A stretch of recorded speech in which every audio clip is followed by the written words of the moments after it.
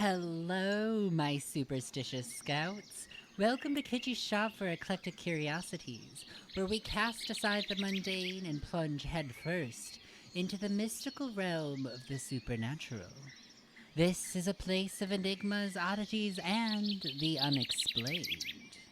Your presence here signifies that you dared to venture into the darkest depths of curiosity. And now, you stand on the precipice of exploration into the chilling, arcane horrors concealed within. I am Kitschy, your host and guide through this bewildering labyrinth of the bizarre and the uncanny. But I am not alone in this otherworldly journey. Our cast for today includes Russell, Hey. Chris, Howdy. Doug, Hello, fellow campers. and Dan. Hi. These are the extraordinarily brave souls that have chosen to delve into the cryptic secrets that lie hidden in the dark woods of Camp Black Pines in our story today. A story you will witness to bring light to a creeping paranoia, often felt while traversing the unknown wilderness. So, join us as we peer into a story that touches on the unreliability of our own memories within the shadowed corners of Kitschy's Shop for Eclectic Curiosities. Today's episode will be raising money for Bagley, the charity selected by our players today. All donations will go towards this cause. Bagley is the Boston Alliance of Gay, Lesbian, Bisexual, and Transgender Youth. It is a youth-led, adult-supported social support organization committed to social justice and creating, sustaining, and advocating for programs, policies, and services for the LGBTQ plus youth community. I also have to say that Kitschy Shop is an eclectic... Kitschy Shop for Eclectic Curiosities is an actual playcast with violent themes and adult language. Audience discretion is advised. Today's episode may include crude language, violence, paranoia, and gore. So players, are you prepared to venture into the uncharted and wholeheartedly embrace the night by the light of bonfire? Indeed. Yes. Every time I ask this question, I get the same response. Very lackluster. What? What a scream. Hell yeah! Is that better? Let the journey commence. All right, so today we are going to be playing a game called Campers and Cryptids. It is written by Nick Cond, and I do apologize if I've mispronounced your last name. For the Drive-Thru RPG Pocket Quest 2022. I'm very excited for this system. It seems like it's going to be a lot of RP fun, and just the right level of crunchiness. So, You all are our players today. You're playing characters who are children who have been transported via bus to Camp Black Pines. You've spent the last hour or so on the bus, which is a really long time for a 13-year-old, getting acquainted with each other before you take the winding path up through the Black Pine Forest. Up through the Black Pine Forest. Oh my goodness. Passing the marker for Camp Black Pine. And stopping in front of the main office. The bus driver unlatches the door, they swing open, and kids start getting up from their seats in no particular order, rhyme, or reason. As you exit the bus, please describe your character. So, who is the most excited to get off this bus? Brian is. So Brian D. Gilbert, he leaps off the bus. He goes immediately into a Healy position as he glides along the dirt path. He's a very small child. He's 13 years old. He's wearing some green overalls. He's got Heelys on, and he is singing. He tried to start um, a sing along on the bus. He's like, "Happy shiny people everywhere." And nobody joined along. But he's still singing the last. He's singing the end of that as he's like gliding along. Gorgeous. I love that.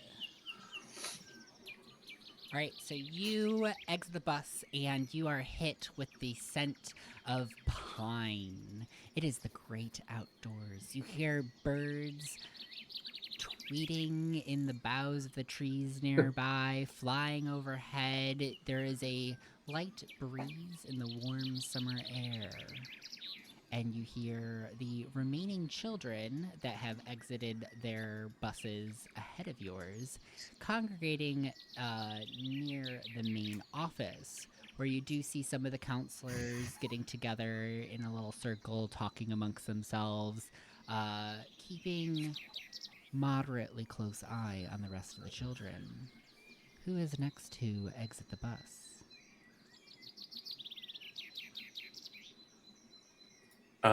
Bobby excited children. would just immediately, as soon as the bus stopped, grab his bag, open the fire exit because he's clearly sitting in the back, and just fall out of it. Not like collapse onto the gravel, and you just hear "ow." You hear the bus driver yelling after you, but with all the children exiting through the front of the bus, they are unable to do anything. Any physical description of Bobby that you would like to provide? Oh right. I think a short, lanky, Short and 13-year-old lanky. boy. Interesting combination. Although, Short wait, torso, lanky long, means long arms. yeah. I thought lanky Look at a just meant spider. thin. It doesn't. It means No. elongated limbs. No. Oh, Yeah. okay. All right. Lanky is like, yeah, long arms. You're like a long daddy legs. long legs. Oh, I hate that. Okay, he just short. He a short king, covered in short dirt thin, and bruises and cuts and scrapes. Cuts and scrapes. What kind of outfit do we got going on? Are we a cargo shorts type of kid, or Yeah, I feel like cargo shorts, Crocs, and then a tank top with a backwards ball cap. All right. I feel like the ball cap would just be the American flag or something stupid. Very patriotic. And then like has a full sleeve of temporary tattoos. All right. Is there any particular theme in these temporary tattoos, or There's a lot of Hello Kitty. a lot of Hello Kitty? Great. Yeah. Awesome. Just like overlaid on top of like tribal tattoos. It looks real bad. Most of them are like faded. They're like kind of put on hastily, so they all kind of stretched a bit and like, yeah, okay. I got the Yep. picture. Yeah, perfect. Some of them are like days old, which tell you how long it's been since you showered. Oh gosh. Oh, you can smell it. Absolutely. Gorgeous. All right, we got 2 more characters to introduce. Ellie I think is I gonna would be follow last. Bobby. I was gonna say Yeah. it. Go ahead. Okay. Ellie goes and sits down on the floor of the bus and scoots herself off. Being only 10 years old, she's a bit shorter than everyone else.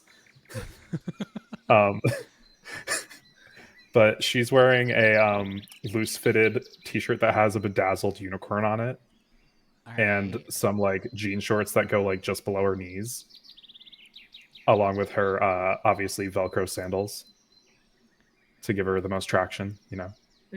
Yeah. And yeah, she's currently like scooting off nose deep in her Tamagotchi, and she's like, "Bobby, are you okay?" But like not really looking at him.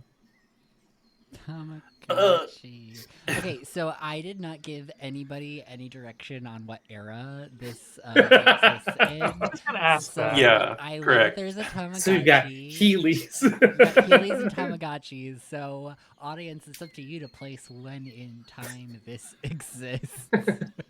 But also Crocs. 2006. But also Crocs, But also right? Crocs. Also Crocs. Interesting. Crocs are like a late 2010s, I think. Really? Really? Yeah. They're that And the new? Tamagotchi, the I feel Tamagotchi is on so. one of those retractable keychains Nice. attached to her belt loop, Oh so it's my always Oh, there. no, I'm Never wrong. loses it. I love this.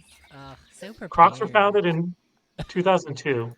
2002. Okay. Wow, that's later than I thought. But my memories. Did you? Oh, wow. Yeah. All right. Bobby's gonna pick himself up off the ground as Ellie gets out and go, "Ugh, I forgot to put them in sports mode," and then switch his Crocs to sports mode. What does that mean? You take the the flap and you put strap. it in the back. Put it in the Yeah, back. Around the heel. around the my- heel. They're just learning so Is much that now. really a thing? That's like a Uh-huh. okay. Wow. Yeah. All right. Yep. New things. This is what you do when you play TTRPGs. You learn something new literally every day, and it's all nonsense information. Yeah. All right. Dan.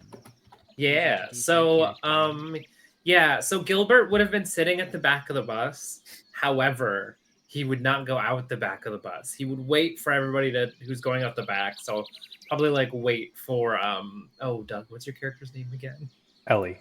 I'd wait for Ellie to pass him by and then like slowly shuffle out the front. Unlike Bobby, Gilbert is lanky and very tall, almost 6 feet for a 13-year-old.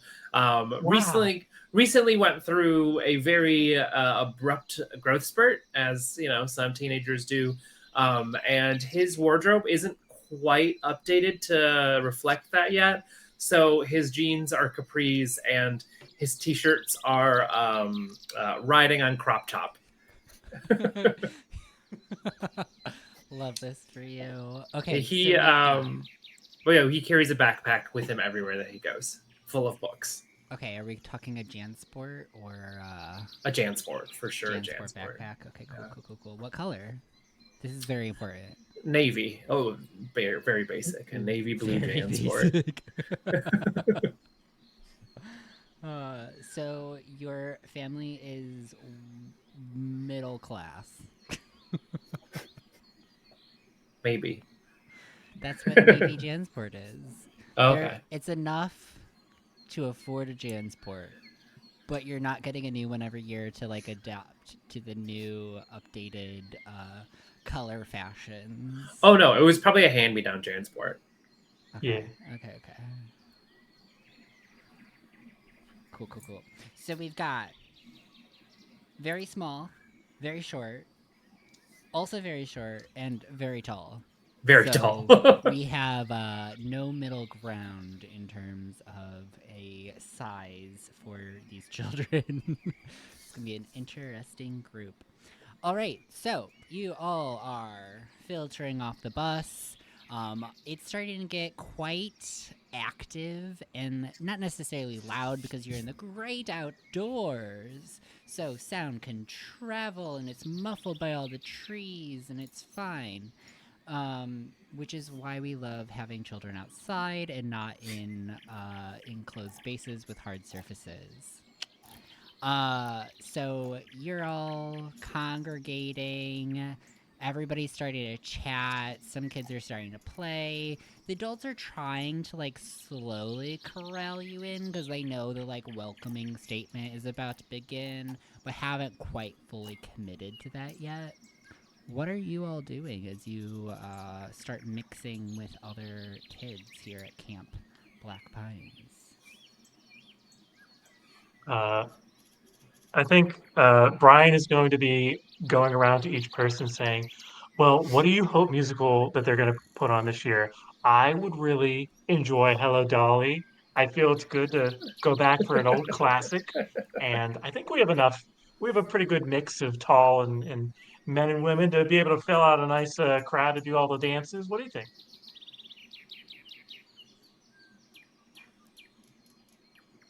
I have no idea what any of the words that just left your mouth are. Isn't this a theater camp? Oh God, I hope not. I hope so. Ellie just goes, Gilbert. it's not. It's not. Okay. Oh no. I mean, I'm sure they have theater, and I can do stuff backstage, but I don't want to be in front of people. Gotcha. Oh, well, that's gonna change some things. Gilbert's gonna walk up behind the three of you. You know, behind the three of you. Wait, did you say this is a theater camp? That's what I thought. Oh my goodness! How? Oh, hi. I'm Gilbert. Are you a Hi. counselor? Oh no, I'm 13. I'm 13. I'm 13. I'm 10.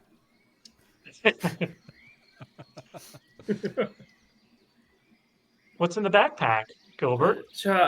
Books, but bugs. I like bugs a lot. Oh, My What's bug your favorite bugs. bug? My favorite bug? It's that one shiny dragonfly. Don't ask me. I don't know bugs. Dan doesn't know bugs. Hold on. I know this. Dragon. It's the dragonfly. It's just the dragonfly. We're just gonna say it's the dragonfly. I love dragonflies. They're cool. They're so cool. They're so bad. Their wings. Yeah, you could fly on them, I hear, in some states. Fly on dragon. I don't know if that's true. I think so. Well, you're Yeah, the my one with the cousin books. said. Oh, okay. I've never heard that. I've never read that in one of my science books, but that'd be really cool. Did you know the part of fireflies that glows is their ass? Yeah. So, well, it's Did you actually just an say abdomen. the A word? Oh, yeah. Why? It's not like the same as our butts are. They don't. Yeah, it's different. It's abdomen. Oh, Bugs have 3 like sections. a shiny butt part. I mean, it's more like a lower torso. But okay, Like a stomach. sure, yeah. Does that mean they don't have no ass? I mean,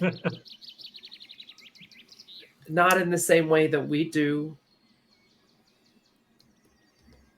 I guess they never sit down, so they wouldn't really need a butt to begin with. All right, gather around, campers. It's time to get welcome to Camp Black Pines. Come on, gather around. The main counselor starts just like shouting in a megaphone, and you see a bunch of the other counselors. They kind of fan out around the children and start kind of like corralling them now more actively towards the podium. Kind of. It's more of like a makeshift stage, 3 feet by 3 feet, that this main counselor stands on top of. All right, ladies and gentlemen, campers of all ages. And they start reading from a script. Welcome to the enchanting realm of Camp Black Pines. I'm your camp counselor, Jimothy, and I'm absolutely thrilled to embark on this unforgettable journey with each and every one of you. The next few weeks promise to be filled with laughter, camaraderie, and a whole lot of adventure. As you look around, you'll notice we've got a plethora of activities lined up to ensure your summer is nothing short of spectacular. From the crack of the bat in our exciting baseball games to the precision of archery, the thrill of horseback riding, and the strategic finesse of mini golf, there's something for every adventurer here. Feel the wind in your hair as you run across the soccer field.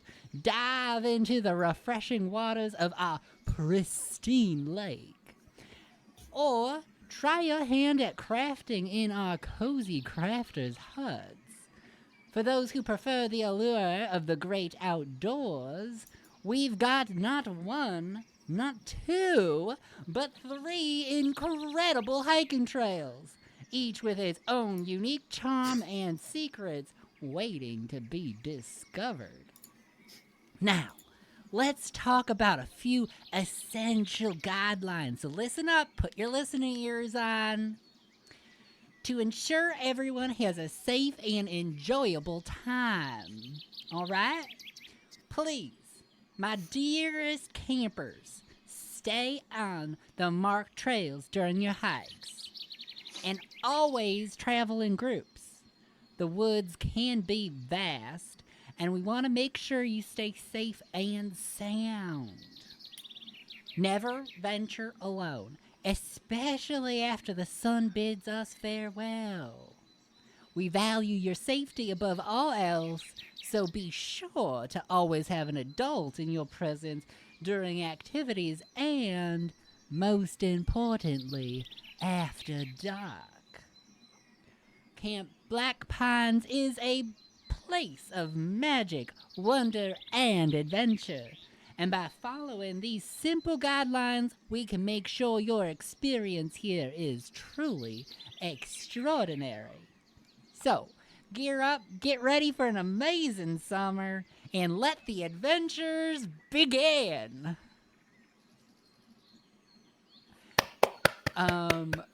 Your children, so that was really exciting. So everybody's clapping, everybody's, like, there's children that scream, and now they, basically, start, bouncing off the walls, with excitement. Various other counselors start holding up signs with names on them as they start to corral children. So the 4 of you are going to have, you're going to see one counselor holding up 6 name signs with your 4 names on it. So we've got Brian, Bobby, Ellie, and Gilbert, as well as we got Susie, Susie Thompson, and we've also got Todrick Alton. Yeah. Nice. Susie Thompson, Todrick Alton are the other 2 campers in your group. All right. So,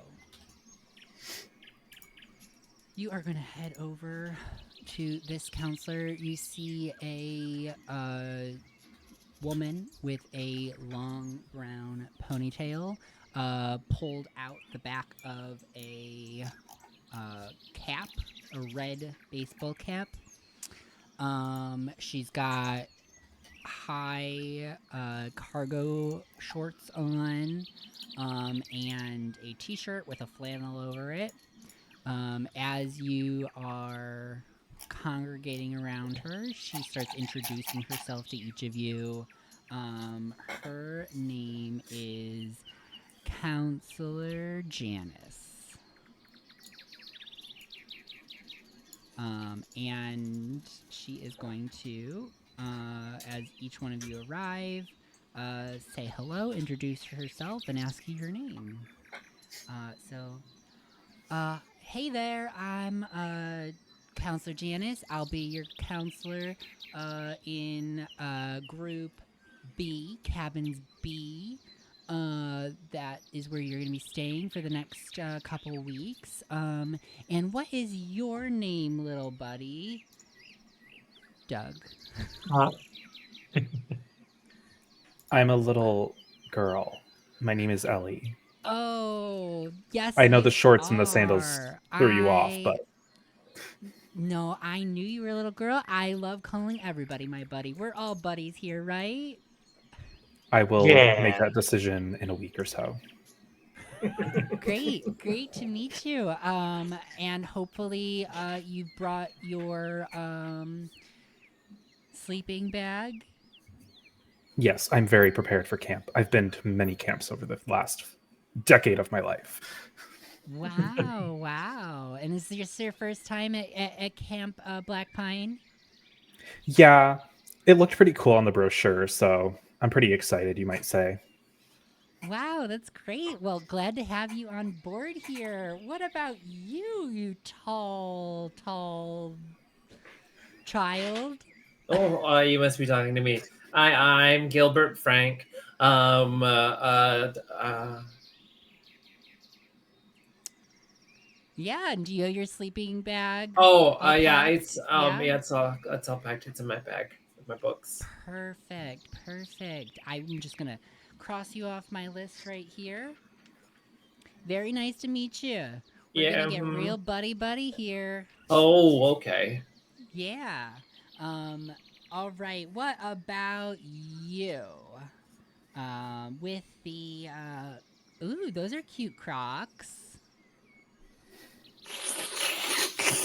Hi, I'm Bobby. I didn't have no sleeping bag, so I brought a fitted sheet. Is that okay? Oh, that is all right. We have a couple to spare. This happens every year. Don't you worry about it. Nothing out of the ordinary. Is that a no? We will. Do you like? I think I remember seeing some green ones and a red one in the main office. Do you have a preference on what you would like? Wow, it's like she's talking at me and not to me. Oh, green is fine. All right, I will cross you off my list, Bobby. Nice to meet you. And I will make sure that we get a green sleeping bag over here. Okay? And she like waves down one of the like camp runners to try to like make sure they know to bring a green sleeping bag to cabins B. All right. And Susie, nice to meet you. Todrick, really great. And what about you? Those Heelys make it a little clogged up here in the woods. Do you have another pair of shoes with you? I don't know what aren't the trails paved? No. I don't know. Did you bring another pair of shoes, or should I didn't bring my I brought some tap shoes with me. I didn't hear Jimothy say this, but Oh. when are the auditions being held? Because I prepared a few monologues and I kind of want to workshop. God, I hope this isn't the theater camp. I didn't sign up for Well, the theater camp. there aren't exactly auditions, but we do have an end of camp play. And you sound like you would be great for the star of the show. Perfect. That's all I. Yeah, that's perfect. Yeah. I don't know if there'll be any tap, but we could talk to the play director and see if they could figure something out there. Yeah. Yeah. Perfect. I shake Janice's hand as we thank you Oh, very much. very formal. Nice to meet you, Brian. Is it all right if I call your parents just to see if they could send over an extra pair of shoes? I suppose so, but they're back in Cincinnati, so I don't know. You can Okay. try. We will figure this out together. If anything, we do have some little booties at the cabin that I think would be perfect. Interesting. I'm intrigued. All right. All right. Well, if the 6 of you will follow me, I will lead you over to the cabin that we're going to be staying in this next 2 weeks. It is a co-ed cabin. I hope that's okay. None of you have cooties, right? We're all Why are you grown looking at up me? here. I got my shot last week. Perfect. All right. So just right on over this way. Make sure to bring your bags. Did you leave anything laying out in the field during welcome? Make sure you have everything. Good to go. Is that all you brought, Bobby? What do you mean? Just checking, making sure you didn't like leave a bag laying somewhere in the field. No, I have my school bag. And it's just like, I feel like a really beaten up camo, not even big enough to be a school bag, It's like a and nothing purse. else. No All other right, clothes. He didn't bring a single little perfect. change. Great. This is gonna be wonderful. All right. Okay, so the scene is gonna progress. You're going to make your way from the main office down a series of dirt paths. The whole time, Counselor Janice is going to be trying to like coax information out of you, get to know you as you are children. So she's just trying. She's doing that thing that adults do when they're like, I need to figure out some important information from a child. And so they're very friendly about it. They kind of jump around in terms of topics to like maintain your engagement and interest. And then you finally are going to arrive at cabin B, which is a set of cabins. There are 2 other counselors and their respective groups. This is a really bougie camp if each counselor has only 6 children that they're responsible for. Great But teacher yeah, to student ratio. yeah, great teacher to student ratio. All right, so you're gonna be in one of these cabins. Anything you'd like to do as you settle in?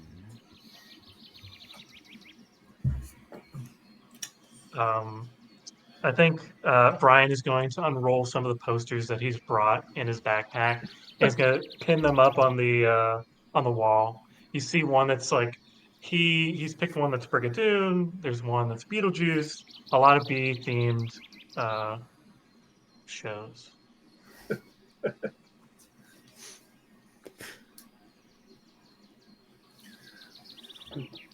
Gilbert's just gonna find the tallest bed that he can.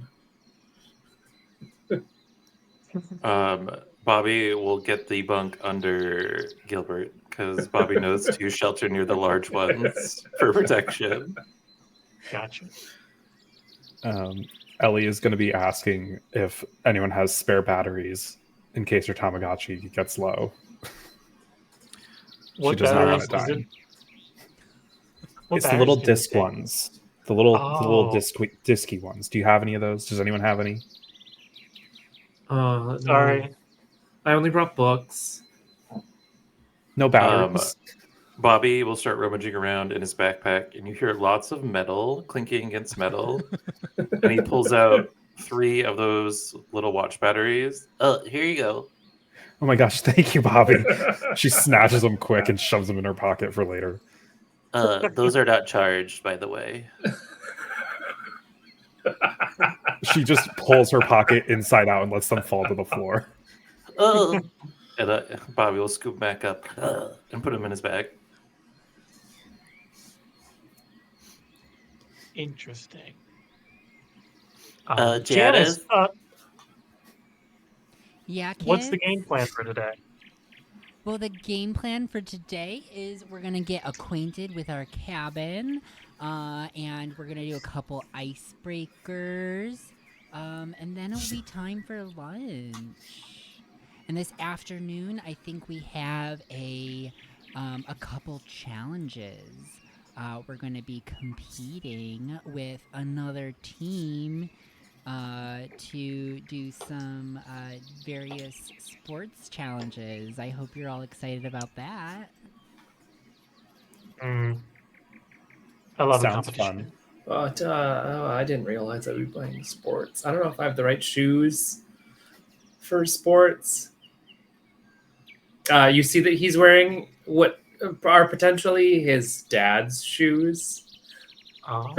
They're definitely adult men's shoes. Oh, that's Are they just all like steel right. toe boots? Like work boots? I think they're probably like worn out dress shoes. Oh my Oh, god. yeah. Okay. Well, that's all right. It's just for fun.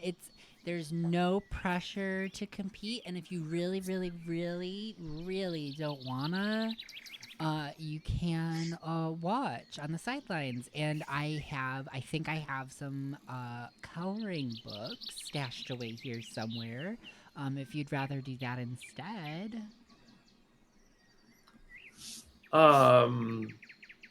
I don't think I'm a bit old for coloring books. Well, we'll see. I don't know. It depends on what Oh, we're you're playing. never too old for coloring books. Okay. I color all the time. Okay. Yeah, I I bet see you those adult do. coloring books in the grocery store all the time. They're very therapeutic. Anyways, we'll figure something out for you. Because it is no child left behind here at Camp Black Pines. We'll make No. sure that each of you have something to do, keep you entertained as we have our opening ceremony challenges. And before you know it, it's going to be dinner time. And after dinner, we're going to have a bonfire. How exciting is that? I'm thrilled. So exciting. Will there be Yeah. s'mores? Oh, of course there will be s'mores. I do like What Superb. s'mores. is a bonfire without s'mores? Just arson, I suppose.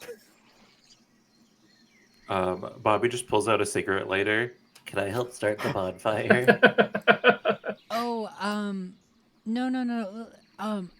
Actually, And just flicking it. I'm gonna take that.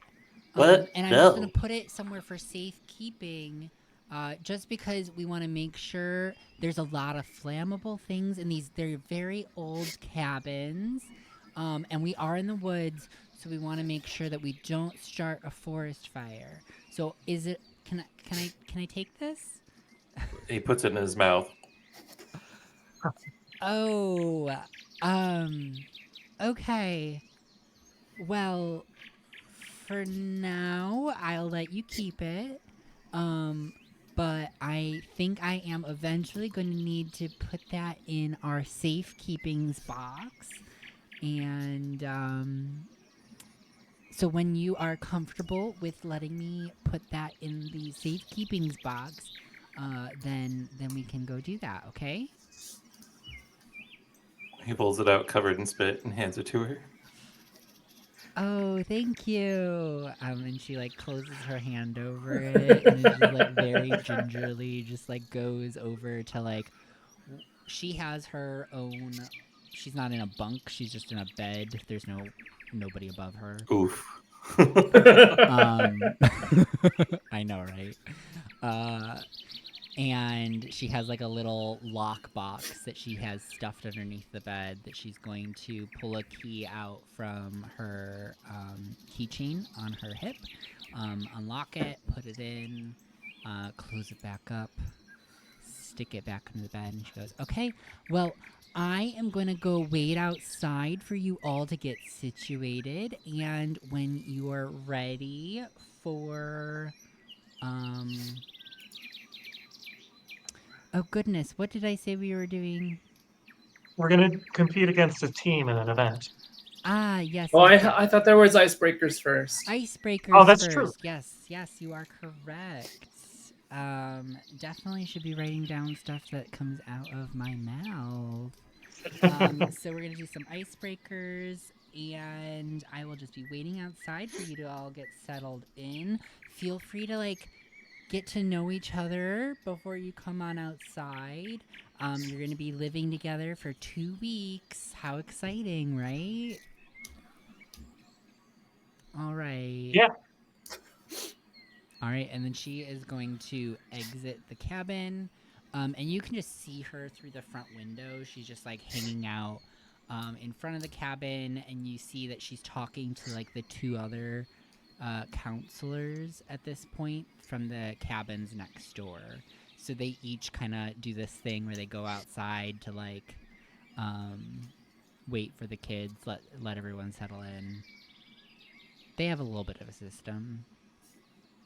So we're unsupervised. You're currently unsupervised, yeah. Cool. Bobby's gonna pull out a bobby pin and start going to town on that lockbox.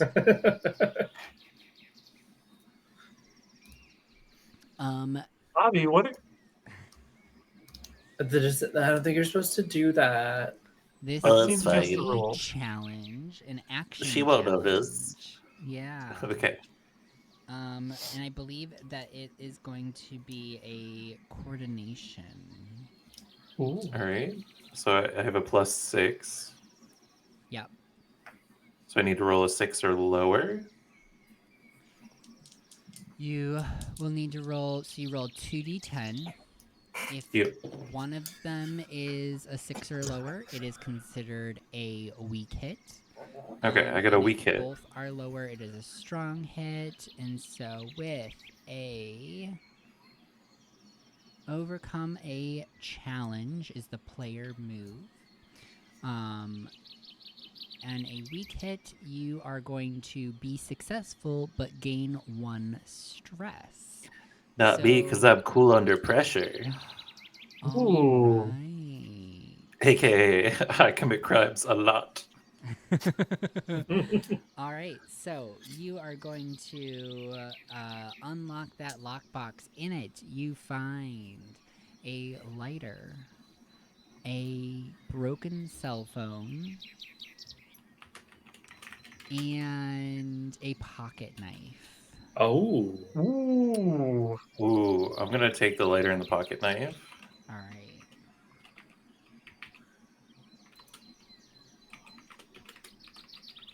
Wow, Bobby, you seem very skillful at that. How did you get so good at picking things? Oh, you know, my parents locked a lot of doors on me when I was a kid. I mean, when I was Got it. younger. Got it. That's cool. Yeah. Yeah, you know. What's your favorite type of food? Mac and cheese. That's a good choice. No, I Ellie? can't have mac and cheese. Oh, why not? I'm lactose intolerant. Oh no! So you can't have pizza? Well, if we use like the vegan cheese, I can have it. Oh. But vegan cheese is expensive, so you don't get it too often. But you can have pizza without cheese too. It's okay. Yeah. Is it though? Yeah, it's just All right. like it's like toast with sauce and things on it, just without the cheese. Yeah. It's like What's that called when they put tomatoes on bread? It's an Italian word. Focaccia? Bruschetta. Bruschetta, that's it. Oh, Just the wrong way to pronounce it. It's The bruschetta. bruschetta. Yeah.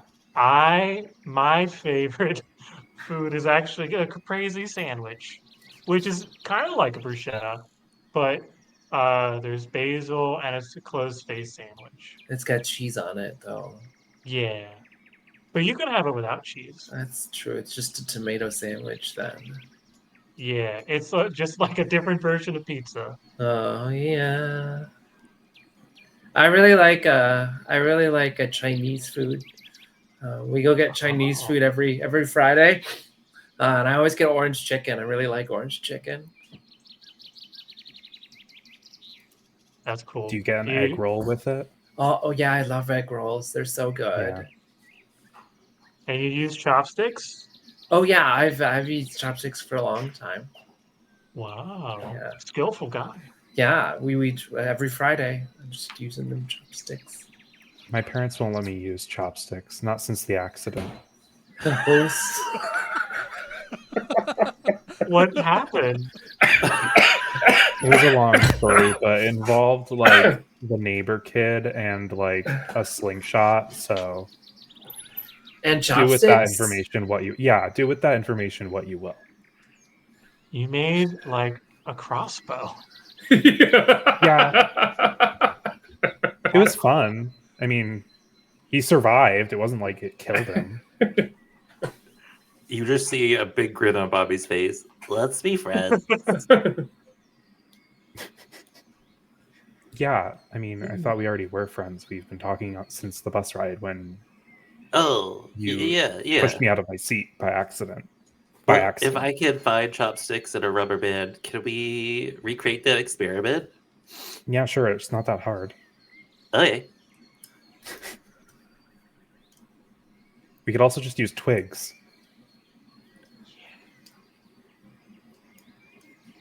There's a lot of that around here.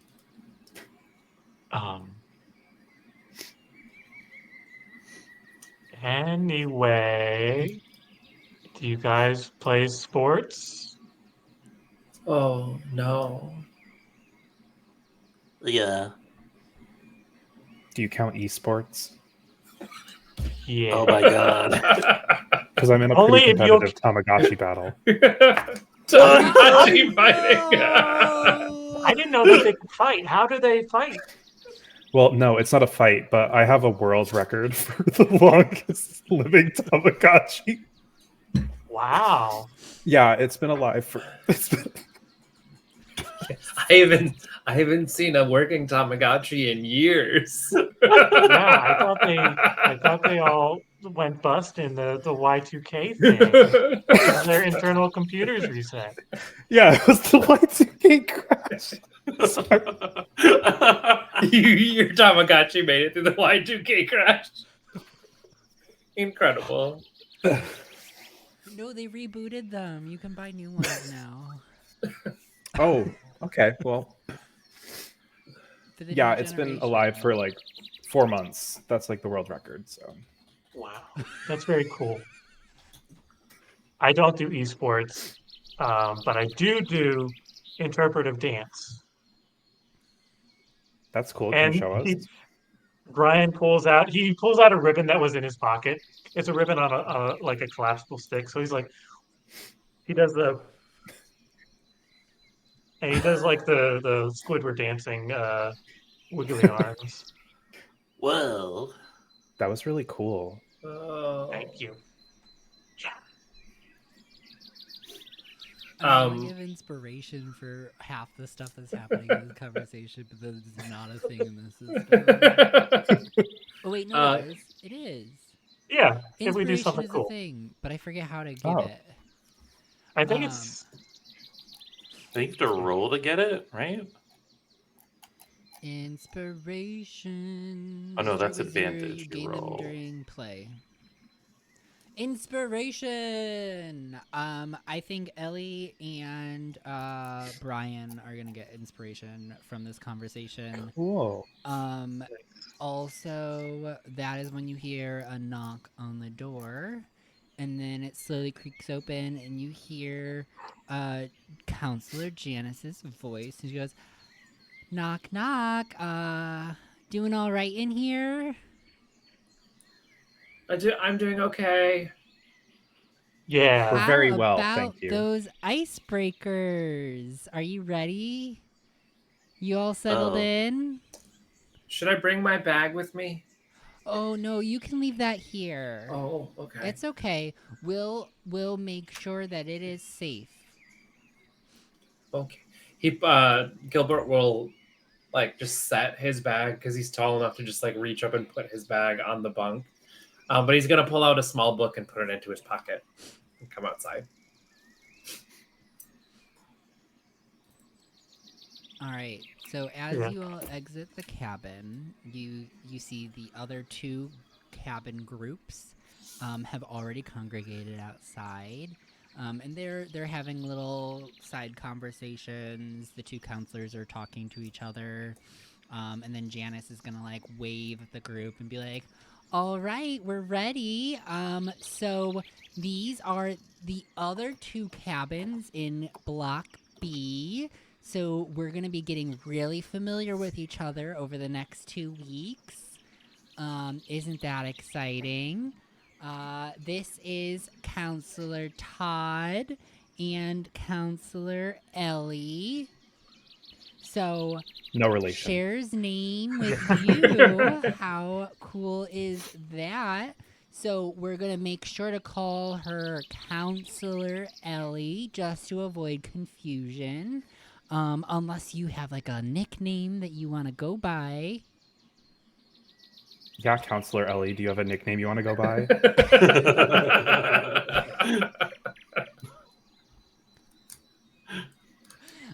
She shakes her head.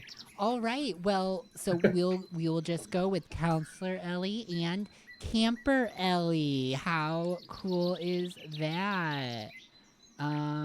Anyways, we are gonna start our ice-breaking exercises.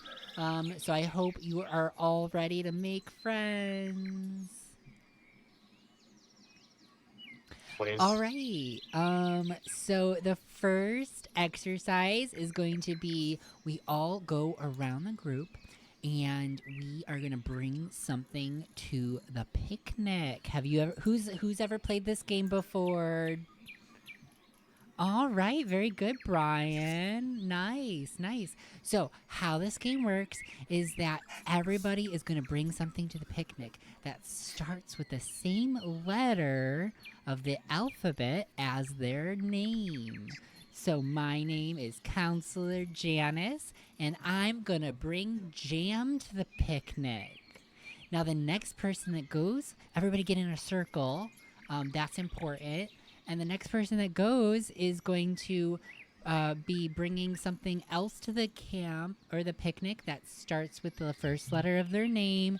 And they're going to have to say the name and item that the previous people brought.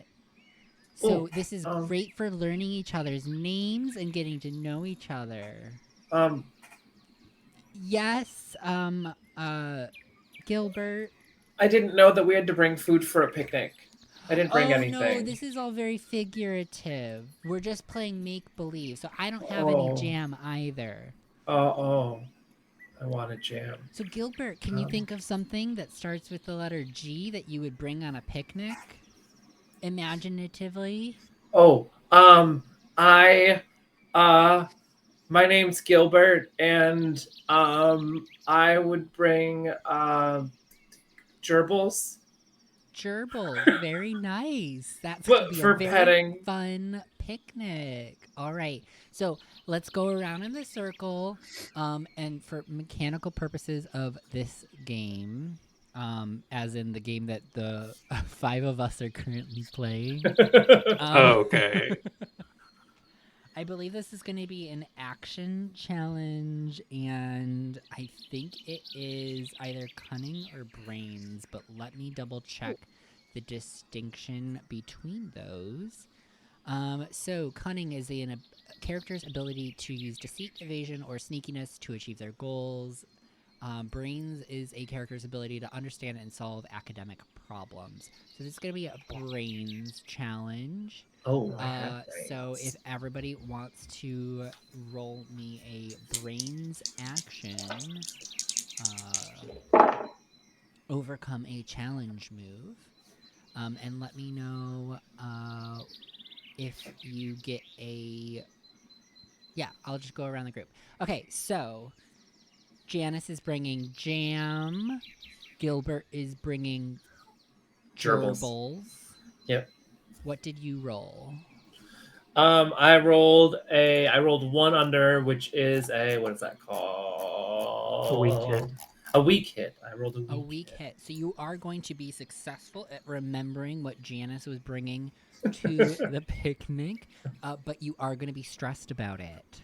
Oh So no! gain 1 stress. All right. Next is going to be Ellie. What is Ellie bringing to the picnic? Ellie's bringing eggs. Eggs. And are we doing hard boil or raw? Well, I only have an E in my first name, so they're just eggs. All right. And what did you roll, Doug? I got a weak. A weak hit. Success? All right. Cool. Weak hit. So you are also going to be successful at remembering everybody's items and names, but again, you're going to be stressed about it. So gain 1 stress. All right, Bobby. You go look. Everyone looks over to Bobby, and Bobby's just sitting on the ground, like pulling grass out, not paying attention. And I rolled a crit fail. So Bobby. Hey, Yeah? Bobby. What are you Yeah? bringing to the picnic? Grass. Now, does that start with the letter B? No, why is that relevant? Well, because it's the game, Bobby. Can you think of something that starts with the letter B? Bitch. Whoa. Oh, we don't use those words around here. We're gonna play a game real quick. All right. When we hear words we do not like, we put our hands over our mouth like this. Because we don't say those things. And we're just going to pretend that rhymes because I don't know a rhyme or game for this on the spot. But all right. So we're not going to use that word because it's not very nice. And other people are going to be offended by it. But that's okay. You're not in trouble, Bobby, okay? We're just not going to use Okay. that word. Is that okay? Yeah, I'll allow it.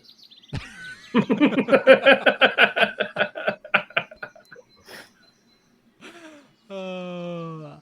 All right. We're going to move on for now, but I really appreciated your participation, Bobby. All right. So, let's move on. And Brian, what did you roll? So I also got a critical fail. So Brian says, I'm Brian, and I'm bringing brilliant bruschetta with Brazilian basil. Bobby's bringing the bitches. Ellie's got the eggs. Gilbert got the gerbils, and Janice has got that jam, girl. Oh, all right. He entirely did not hear that whole thing with Janice and Bobby. That was very good performance, Brian. But we're gonna have to not use that word. I was just explaining it to Bobby, so it's really important that we don't use mean words at camp because it could hurt somebody, okay? I'm sorry, I wasn't actively listening. I'll be better. I'm sorry, Janice. Thank you, Bobby. Bobby turns Or to Brian. Brian and goes, "I'll allow it." All right, so on a fail, you do also get 1 stress. So everybody Yeah. got a stress in that activity. So this is going to continue on. There's a couple other icebreakers that happen. You're going to do like the partner trust falls. You're going to do the thing where you all connect hands in the middle and then you have to get yourself out of that knot. You're gonna all what are some other good It's like Red Rover. you all stand in a circle. No. Yeah, Red Rover. Yes, we're gonna play Red We're Rover. not gonna have you play Red Rover. Send they We Gilbert stand in a over. Bobby to a wall. The giant The like nurse is colorful only in on parachute thing, afternoons. like we used to play in gym class. The giant rainbow Oh. parachute. Yeah, they definitely have one of those. That's great. Perfect. Yeah.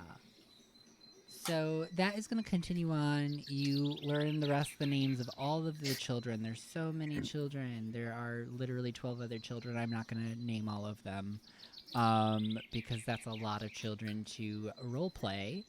But the other 2 counselors, Todd and Ellie, Counselor Ellie, are also there as well. And you get to know all of the other children, at least to some level, before you break off for lunch. And I think this would be a good time to take a short little break. Yeah? Sounds good. All right. So as our campers head off to lunch, the players are going to take a little break and be back in 5 minutes.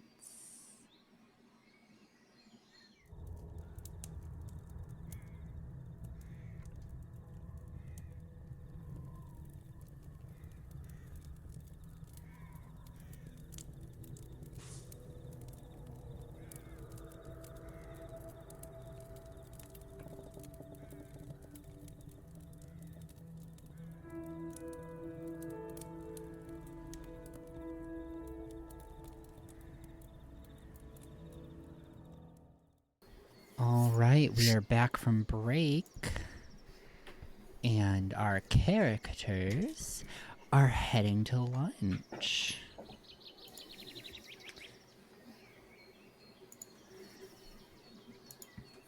Wait, how's your Tamagotchi doing?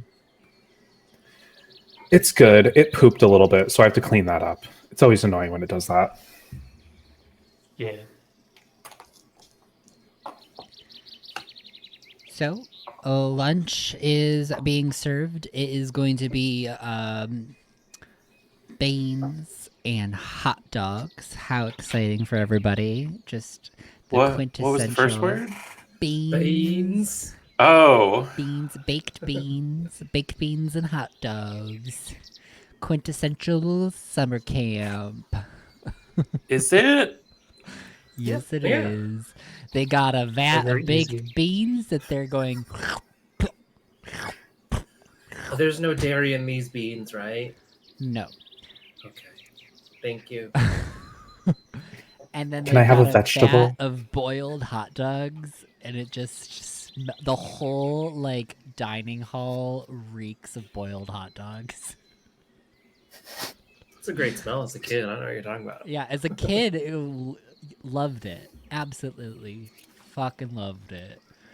As an adult, if I had to smell a room that was just like bathed in boiled hot dog scent, I would probably throw up. Oh no. Different strokes, I guess. Wait, Chris, you still like your hot dogs boiled? Oh yeah. Oh It's my it's the preferred way. That way you don't split the hot dog. With doing it in the microwave, you always split them. But at least when you are cooking them in a boiled pot. You know, like if they float, then they're done. Was microwave the alternative? The default alternative? Not I mean, we the did. stove or a grill? You can pan fry them. Yeah. Pan frying seems a little excessive, Doug. I mean, I boil hot dogs. That's fine. Just cook them in the pan. But I'd rather grill them. Have nice char on them. Yeah. I think I air mean, frying is yeah. just as good. I've never Air air fried a frying? hot dog. I Okay. should do that. Yeah. Really good. Okay. Oh my gosh. Okay, cool. So, audience, weigh in. These How do are you boiled. like your hot dogs cooked? Yeah. On Are the your hood of a hot car. dogs toasted or are they not Toasted. toasted? I've definitely put a hot dog in a toaster before to cook it. It works. Ew. Oh. The juice is running You're out. short Bottom of Right, the they have, juice. they have the pan at the bottom. That's what that's for. Come on. Yeah, you flip it upside down. Yeah. Oh, all right, that's like literally all I had planned for this scene. Y'all are having hot dogs and baked beans. There's no challenge to eating lunch. So we're just gonna say that you all had lunch. It was wonderful. You love baked beans and hot dogs. It's great. The buns are all cold because they're not toasting each individual bun for y'all. And you have just like the little ketchup and mustard station with the giant pumps. And then there is a tub of like relish that like none of the kids touch because kids don't eat relish. But they put it out there, and it definitely looks like it was just like leftover from the camp that was here the week before, because they're like done in 2-week cycles, you know? Oh, Yeah. Gilbert absolutely puts relish on his hot dog. And Mm, only Whoa. relish on his hot dog, nothing else. nothing Gets else. food Unique. poisoning. Gets food poisoning. Day 1. Make All a right. con save. No. All right. So, as we progress to the afternoon, that is when the challenges are I think we referred to them as the opening ceremony challenge games, are going to commence in the meadow. So at like 2 o'clock, after you've had some time to eat lunch, hang out, have a little bit of downtime, let the counselors kind of just like chill and just like half-ass monitor children in a collective setting. You all start like congregating with your counselor and being like trekked down to the meadow, past all the other cabin groups, past the director's cottage and the main office.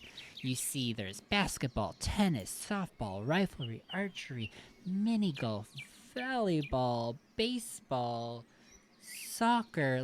There's so many fun things to do here at Camp Black Pines. Anyways, you're all going to the meadow where you see a series of activities having already been set up.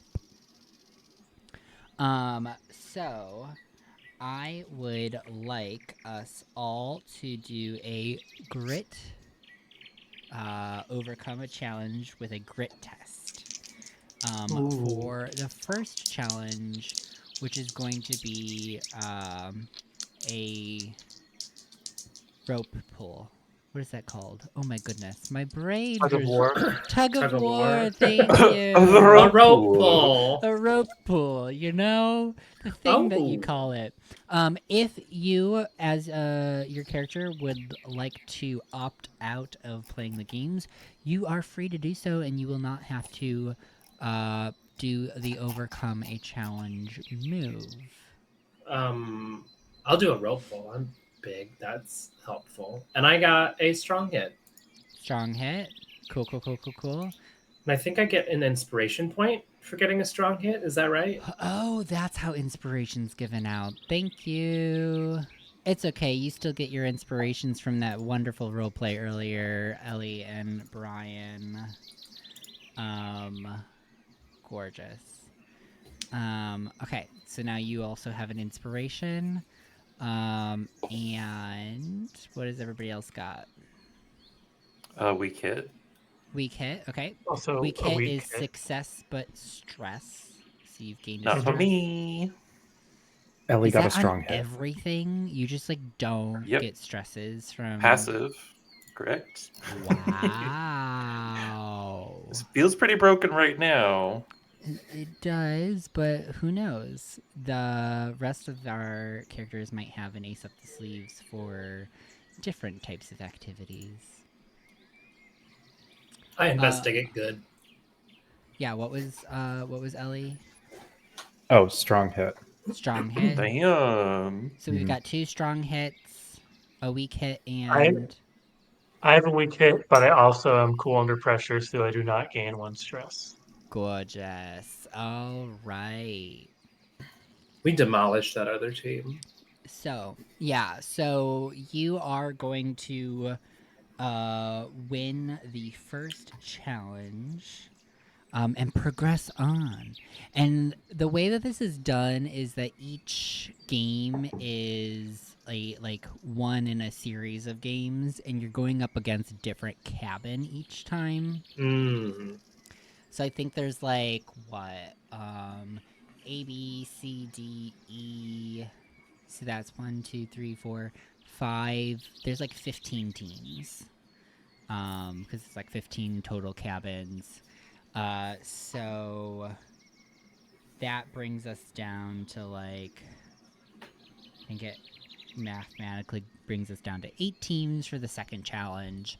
And the game for the second challenge is going to be a type of capture the flag, where there's no physical interaction between the teams. It's really just a race of who can run from one side to the other, grab a flag, and bring it back. So this, because they don't want the kids to actually start attacking each other and things that get physical, so they have altered some of the rules of the games. This is going to, I believe, be a fitness challenge. So fitness is character's ability to use their strength, speed, and good health. So everybody make a fitness overcome a challenge move. I got a weak hit. Weak hit? Weak hit. Weak hit? I got Weak hit. strong fail because my Heelys are still in Healy mode now. Oh my gosh. And Ellie was a weak hit as well, you said? Yeah. Okay, so 3 weak hits and a fail. So that is more successes than failures. So I'm going to say that you do progress, but mark off those stresses for the people who actually get that. It's me. I will say that because Brian failed, or got a miss is the terminology used in the system, you are going to fall and skin your knee. Mechanically, I don't think that does anything. No. It really messes up my overalls, though, It and really my messes heart up is, your overalls. I'm crestfallen. Beautiful. And stress. Yeah. Right? Do you get you? I'm assuming you Yeah, get they're just stress stressed for. now. Yeah. Oh, you do get a Oh, stress from misses. yeah, I get stressed. Yeah, I get Okay, stressed. just So I have not 1 weak stress. hits. Okay, cool. Yeah. All right. So that is going to bring us down to 4 teams. So we are now in the semifinals, everybody. Whoa! And this one's going to be an obstacle course. So, obstacle course is going to be a combination of fitness and coordination. Or potentially awareness. So each of you pick one of those. Just one, or fitness and. Just one. Let's get a good mix going though. So let's say that no more than 2 of you can pick one so that we're doing a balanced group. I'll take awareness do- then. The coordination. Coordination. Okay. I can do fitness. Fitness. I will also do coordination. Beautiful. All right. Weak hit. Weak hit. Strong hit. Weak hit. All right.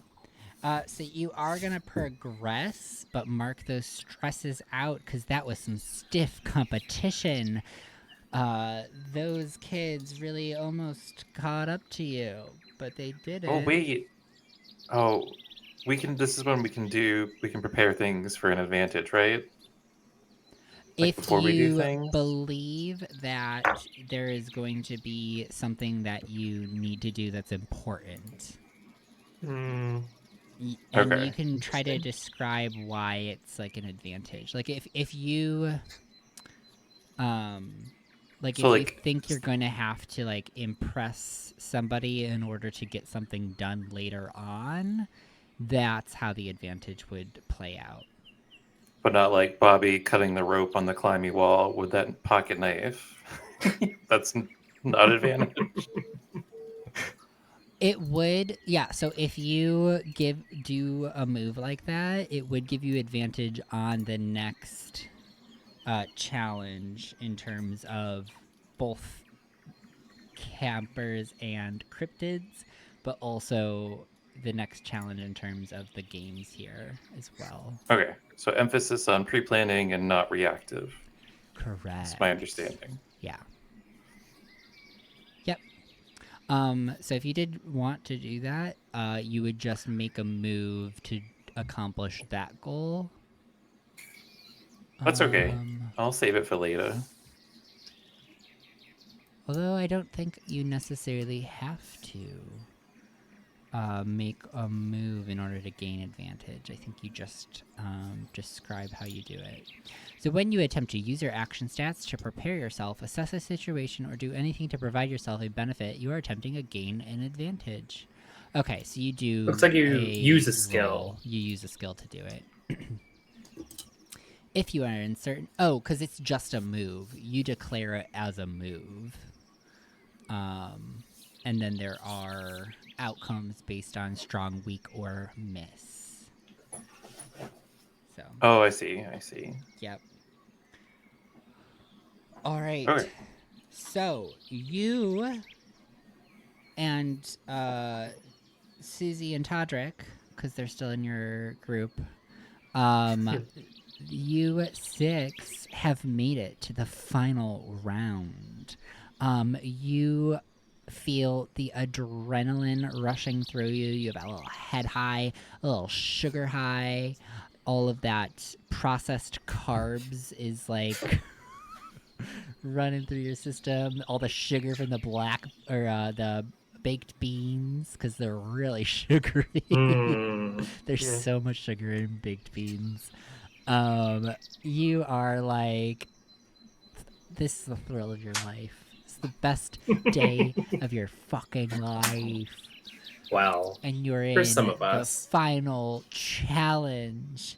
And the final challenge is going to be a...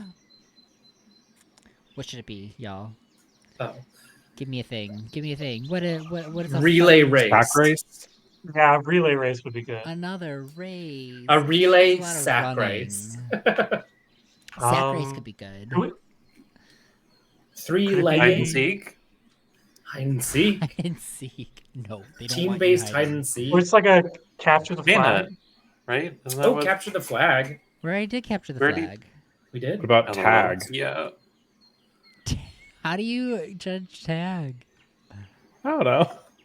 You're the DM. Figure it A out. water Dodgeball. balloon Dodgeball. fight. Oh, Dodgeball. Water balloon fight. Water Yeah. balloon fight, which is Ooh, basically yeah. dodgeball. Yeah. Okay, so the rules are simple, and we're gonna say that Jimothy is back explaining the rules. The rules are simple. It is going to be a water balloon fight, similar to dodgeball. If you get hit, you are out. and that means any splash of water. You each get 3 water balloons. So if you miss all of your shots, you are also out. The last one standing wins. And then he walks to the middle of the meadow where the 2 teams are lined up. He raises his hand and he goes, "Are you ready?" Yeah. Uh, The kids Ellie already has a balloon around cocked you back. are cheering. There's some screaming. Wow. you like children do. Yeah, like children do. They're just screaming. One of them just starts screaming this like a shrill top of their voice, just like, yeah! For no reason, and just like shaking a bottle of Coke that she has for some reason, because she really needs more sugar. Uh, all right, and go! And you both start running at each other. You got your water balloons. They're flying, whipping past. One splashes on the ground. It's real close to you. Everybody do your fitness or coordination. Tim, can I do something to try to gain an advantage on this task? What would you like to try to do? Can I bite a little hole in the water balloon and sort of, you know how you can make a thin stream of water? Can Yeah. I bite it and like use that to increase the range of my water balloon? So I'm holding it, but I'm holding it like a long range weapon. Nice. All right. So, do a gain an advantage move. That is going to be a coordination. Okay. And then if you are successful, you'll get that modifier to your coordination or fitness overcome a Okay. challenge move. I got a weak hit, so Okay, I think that's a weak hit +1. is a +1 modifier. But you Okay. do gain a stress, except you do not. Yeah, I'm cool under pressure. Cool. So now you can do your roll for the actual game, as you are successful in creating your water balloon stream.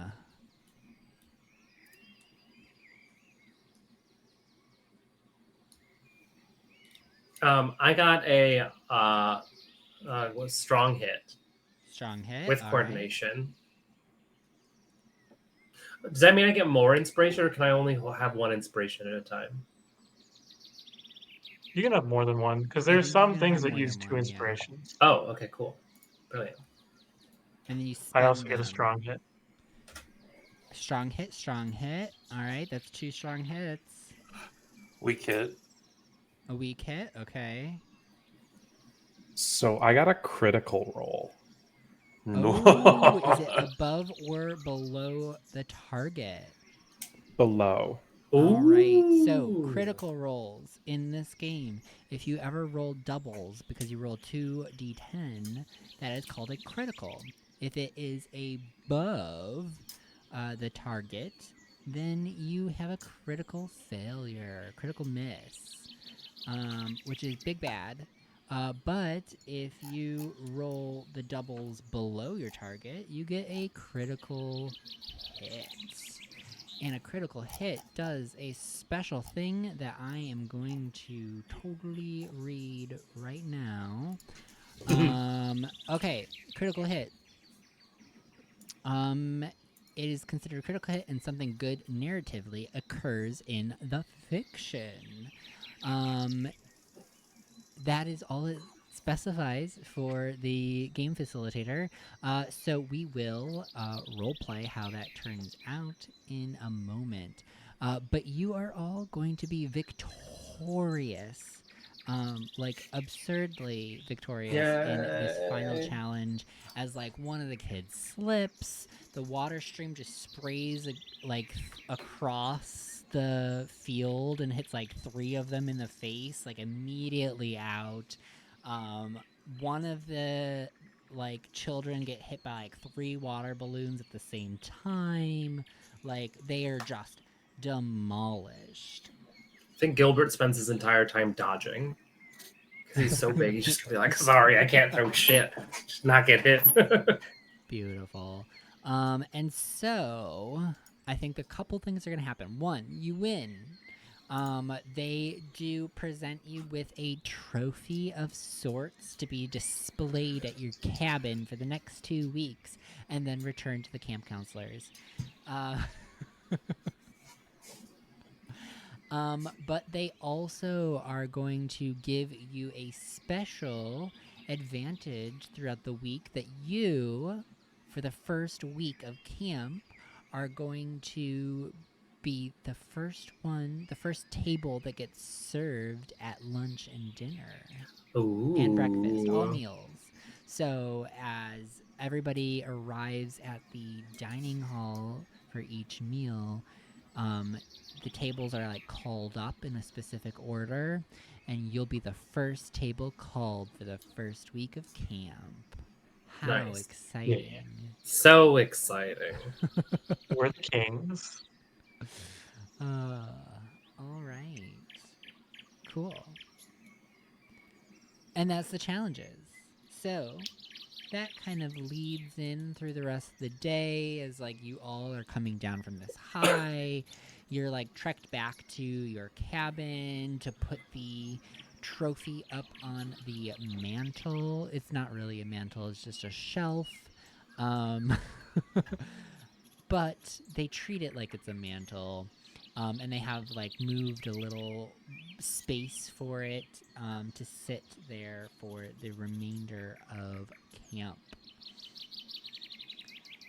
Eventually, you're trekked over to the dining hall, and then eventually, the sun begins to set, and it's time for the bonfire. Ooh, perfect. Brian prepares his harmonica. Oh no. He prepares it just by going like blue, blue, blue, blue. He goes, hoo, hoo, hoo. You can tell that all of the counselors love this. They are so excited that one of the children brought a harmonica and is so good at playing it. Hoo, hoo, hoo. I love that. Can Bobby look for some sort of aerosol cleaning product when we're in the cafeteria, the dining hall, to steal and bring to the bonfire? All right, that is going to be a cunning action.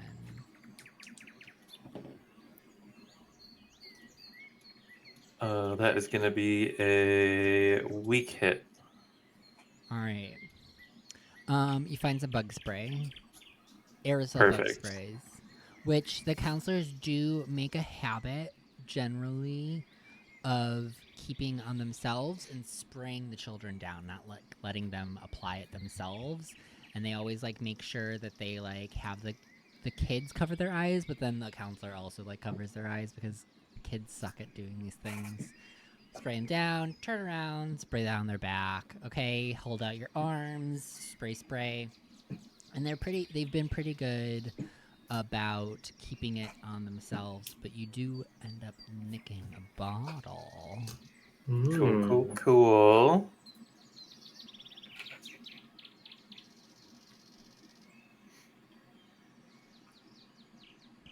All right. It's a pretty standard bonfire. There are a lot of kids. I think I said 15 times 6. So, like, math is a thing. That gives us about 15 times 6. 90. Oh, that's actually not too bad. It's a lot around a single bonfire. Yeah. And there's about 20 staff. So it's a pretty good ratio of staff to child. So with the like 15 counselors, and there's like the main counselor, the nurse who's like out at night, so like she's not present here. There's like the dining hall staff are also not present, but in total about 20 staff. And it's pretty standard. They have a s'mores station with some safety skewers. What are They're just those? dulled on the ends so that you can't stab Oh. each other. And so basically you just get to skewer the marshmallow. You can't really like put the chocolate in because it's a giant bonfire. They have like a perimeter set around it to prevent you from getting too close. And there are some camp songs that they'll teach you. There is one specific to Camp Black Pines, but the rest of them are all pretty standard fare. And I'm sure Brian has a wonderful performance to put on besides the harmonica. What's Brian's favorite camp song?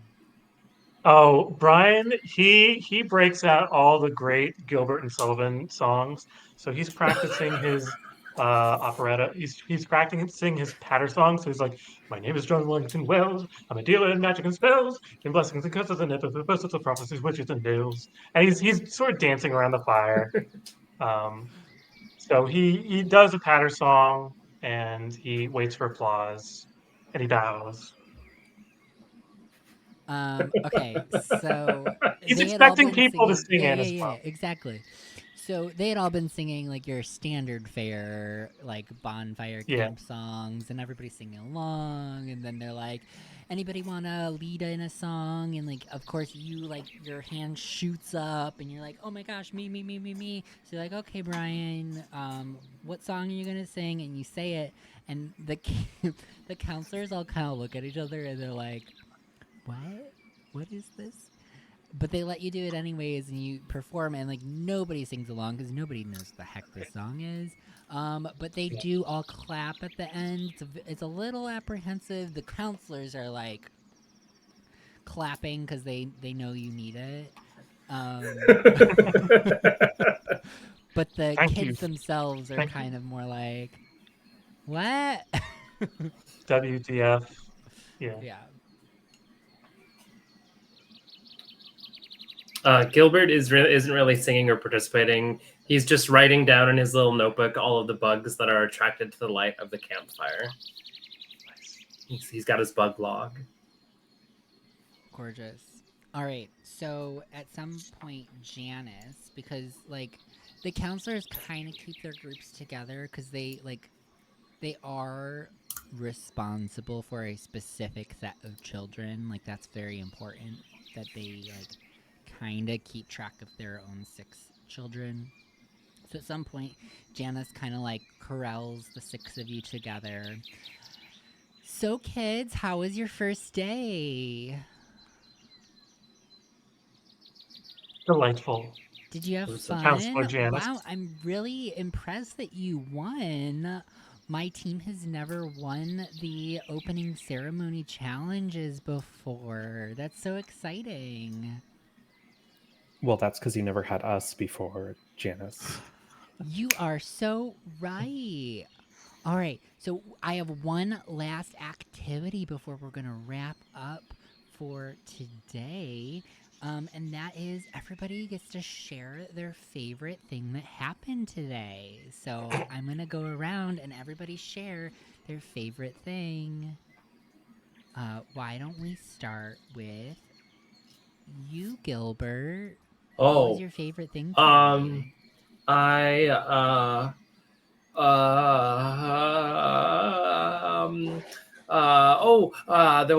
liked hot dogs. We don't make a hot dogs a lot at home.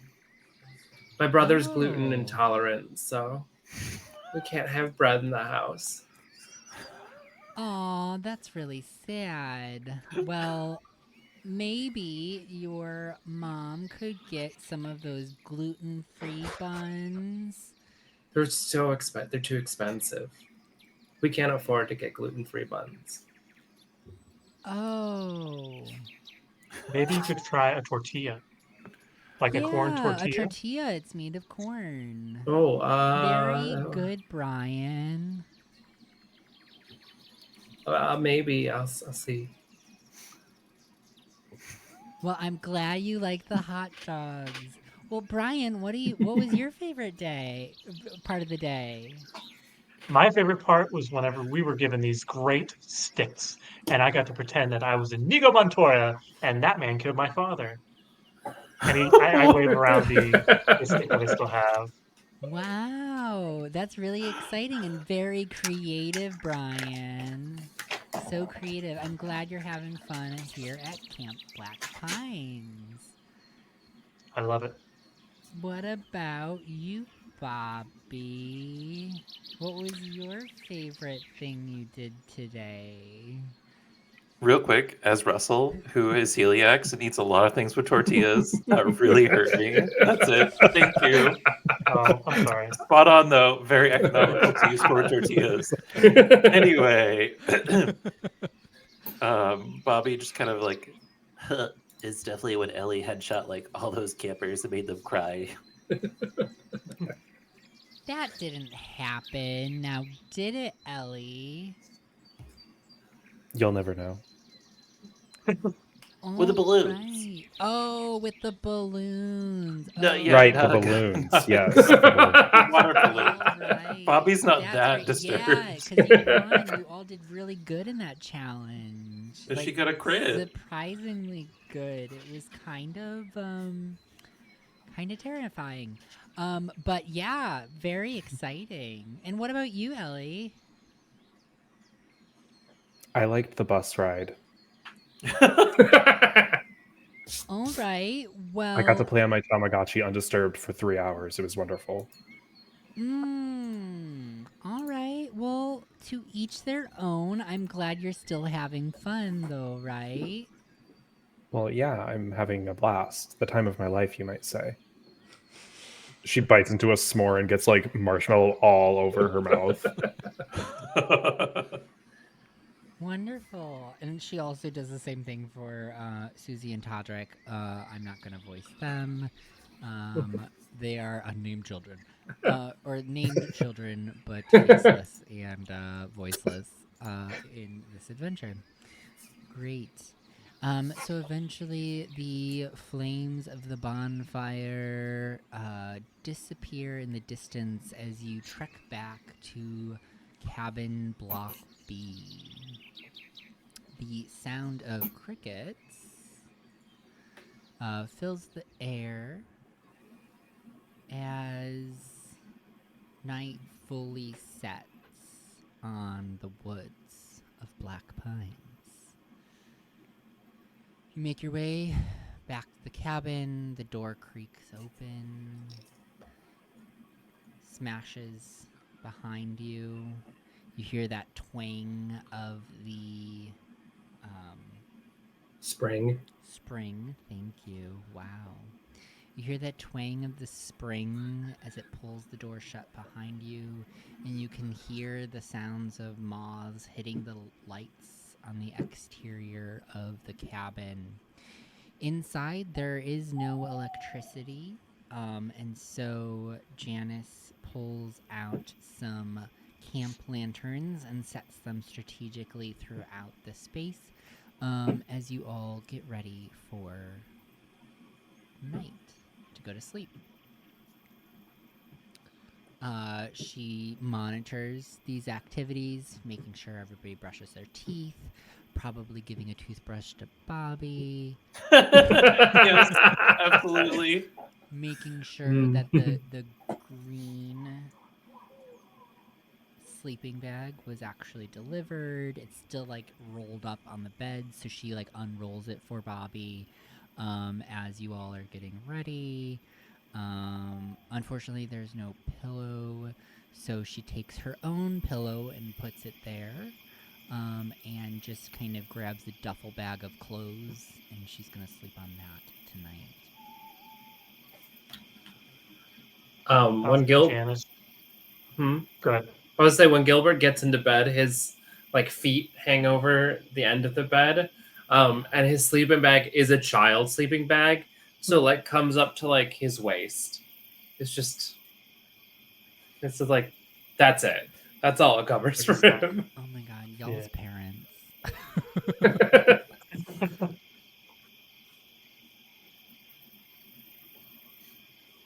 He also shines his flashlight out the window so he can watch the moths run into the window.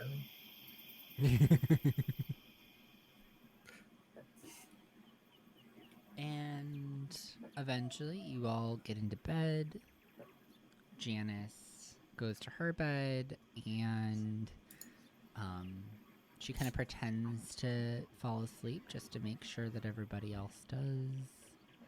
And when she's confident that everybody is actually sleeping, she dozes off as well.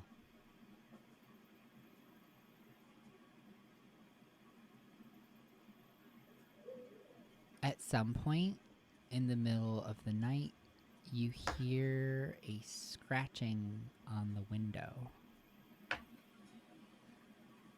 As you wipe the sleep from your eyes, you look out the window and you don't see anything. It's pretty dark. The light of the moon casts some long shadows on the field outside your cabin window. And then you hear a bang on the door. And then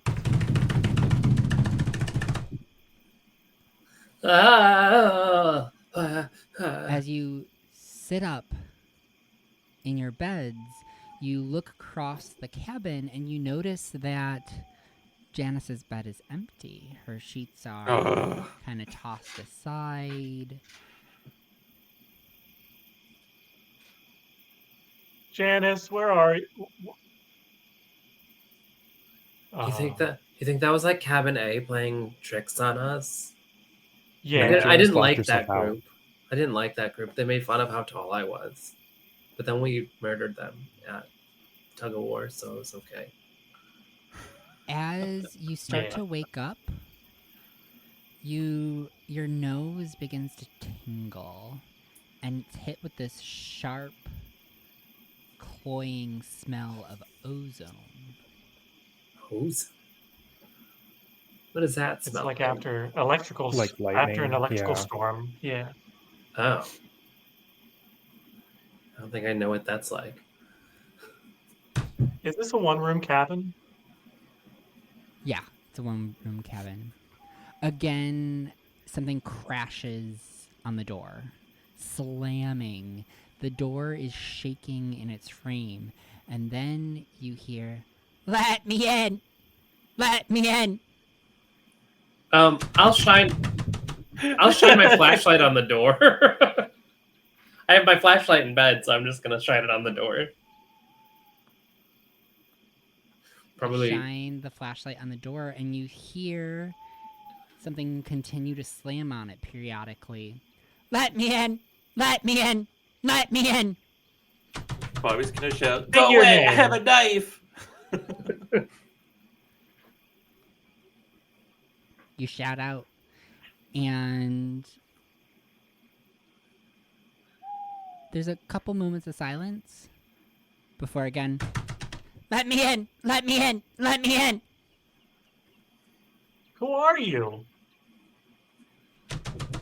"Let me in! Let me in! Let me in!" I say we just barricade the door and go back to bed. But I Janet's feel bad. probably out there. Well, if Janice She's is out probably there, that's dead. her own fault. She's probably dead. Survival of the Maybe- fittest. Maybe if we let them in, but we can like throw a bag over them. Well, cannot. We could use a sleeping bag. Are there any windows on the door that I can shine my light through, or front windows where I could look out onto the front? No, well, so there's a couple things. So the door itself is solid, but there was a front window. It is on the far right side of the cabin, so not near the door, but you could still go up to it and try to peer outside. Yeah, I'll turn off my flashlight and try and peer outside. See if I can let my eyes adjust to the dark. All right. I'm gonna draw from the fear deck.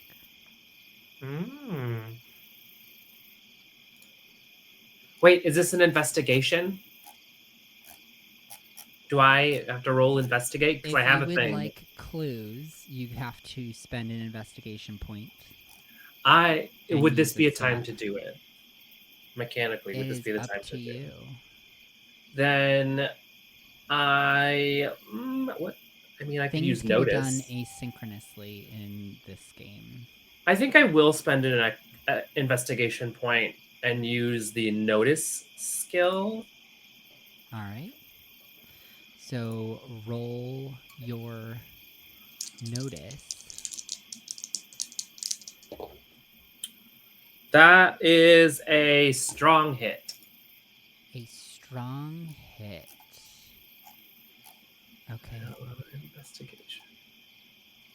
So I get a clue, and I get 2 inspiration points, according to the rules. Sorry, go ahead. yes. 2 inspiration. Wow. You have like 4 now? Yeah. Wow. Okay, cool. So oh my goodness. Where is the investigate? Oh, that's right. Okay. So investigate is on page 8 of the system guide. On a strong hit, you are successful and you may gain a clue. Plus, you gain 2 inspiration points. So, you are going to creep over to the front window of the cabin. And you're going to press your face into the glass, cupping your eyes with your hands to prevent the flashlight of your fellow campers from obscuring your vision. And it is quite dark out, but as you kind of shift your eyes over to the left, you notice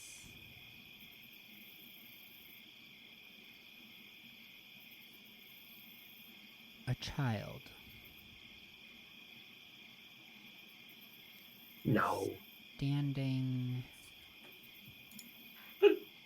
in front of the door, but facing away.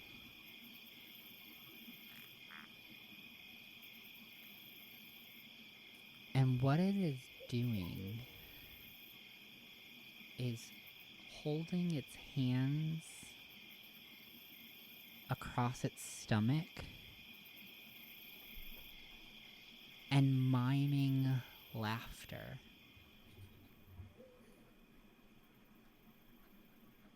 Excuse me? How tall is It this child? abruptly stops Oh, and sprints off towards the tree line. does Yeah, we need to set the the whole damn camp on fire. does the knocking stop too with that? And the knocking stops.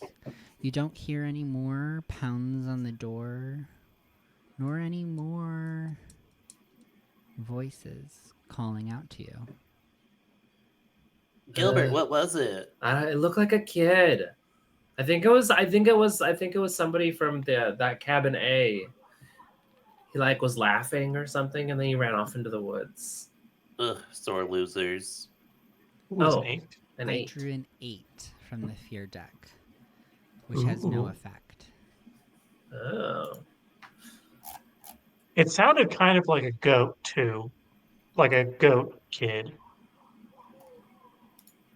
So are we gonna go kick their ass or what? Oh, I'm down to Rumble. Janice isn't here to get us in trouble. Now's the time. We have to set And they boundaries. disrupted our. Yeah. They're just jealous that we can go to breakfast, lunch, and dinner first, and they're trying to ruin our sleep.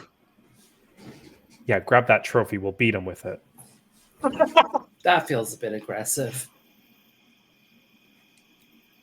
They Should we called you prank tall. them? Let's go. That's true. I am tall.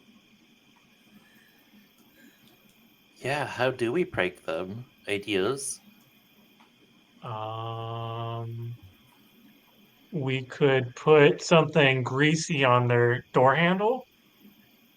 We break into the mess hall, get a bunch of chocolate syrup, and then dump it all over their floor. Yeah. And then they'll slip when they And come then out. release ants. I could stand in front of I can stand in front of their tall window and make it seem like there's a tall person watching them in their sleep. I mean, wouldn't that just be Dude. you watching them in their sleep? Oh. Yeah, but Yeah, we could scare them. they wouldn't Wait. maybe they would be expecting it. It would still be Gilbert. scary. Yeah. Give me your best dragon noise. I don't know. Okay. Rawr. From the diaphragm. The diaphragm! The what? What's the diaphragm?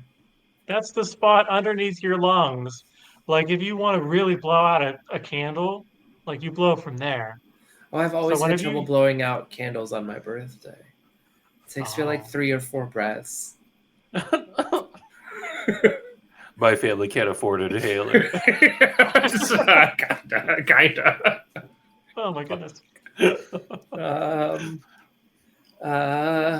Okay, we try again. Rawr. Okay, Brian, you're up. And a one, and a two, and a All right, so here's the plan. Gilbert, you stand in the window. Brian, you do the roar, and I'll do this. And I'll rummage my backpack, pull out the lighter and the bug spray, and do like dragon breath, and we'll scare the shit out of them. That feels dangerous. And I'll whack a stick No. really hard on the front door. Yeah. Yeah. Okay, I'm surprised that Todrick and Susie are still asleep. But I guess we could just let them sleep. There's deep sleepers. Yeah, they really exerted themselves during all those physical challenges today. Yeah, they tried really hard. I didn't quite understand why they were trying so hard. I don't know. Everybody has their own internal monologues. They must be trying to impress somebody. Okay. All right, let's go do this prank. I guess we're going out into the wild. Heck yeah. Bobby opens the door. All right, you open the door. And as you open the door, Gilbert, you notice there are scratch marks on the step up into the cabin. And off in the direction that you saw the child sprint, the ground is periodically like there's these like aggressive like prints in the ground where the dirt is like disturbed and almost dug up in like small chunks as if something took off really fast. However, it doesn't resemble what you would expect children's shoes to look like as they run through the dirt. It feels That's almost weird. hooved. That's weird. That child must have either a child has really weird feet or they had to go with them. A kid. No, a goat.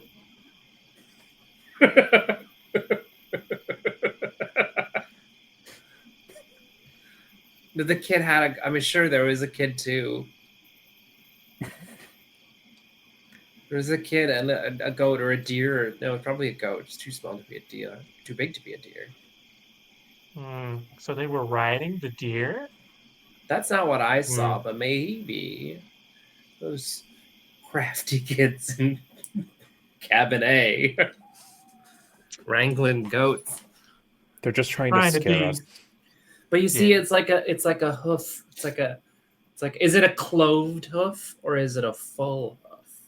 They're not clear prints. It's just more of like if something took off real fast and disturbed the dirt, it kind of like kicks it up in chunks. Oh. As opposed to like a shoe running on dirt where it would be trotting it down. Oh, and the scratch marks, are they like being scratched like from the door out or like up to the door? Can I tell the direction of the scratches? Yeah, so we're gonna need a... Or what was your investigation stat you used? Notice. Notice. I think that might be a different stat.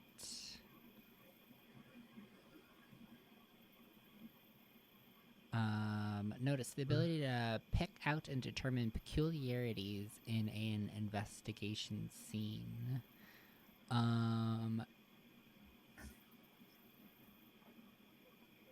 I am gonna say...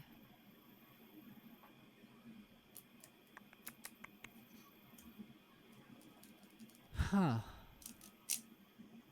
I think that this might be a puzzles or questioning. Okay. Would I need to spend another investigation point to Yes, do you that? would. Okay. Then I'm not going to do that because I need to save them. But somebody else is welcome to do so. If they want to further investigate this scene. I'm not good at either one of those things. You said it was questioning? Or puzzles. Or puzzles. Or questioning. I will give it a shot with some questioning. And I'll try puzzle. All right. For so these you're both tests. gonna spend an investigation point? All right. Mhm. So puzzles is an understanding of logic puzzles and riddles. We're applying these loosely because I don't want everything to be a notice.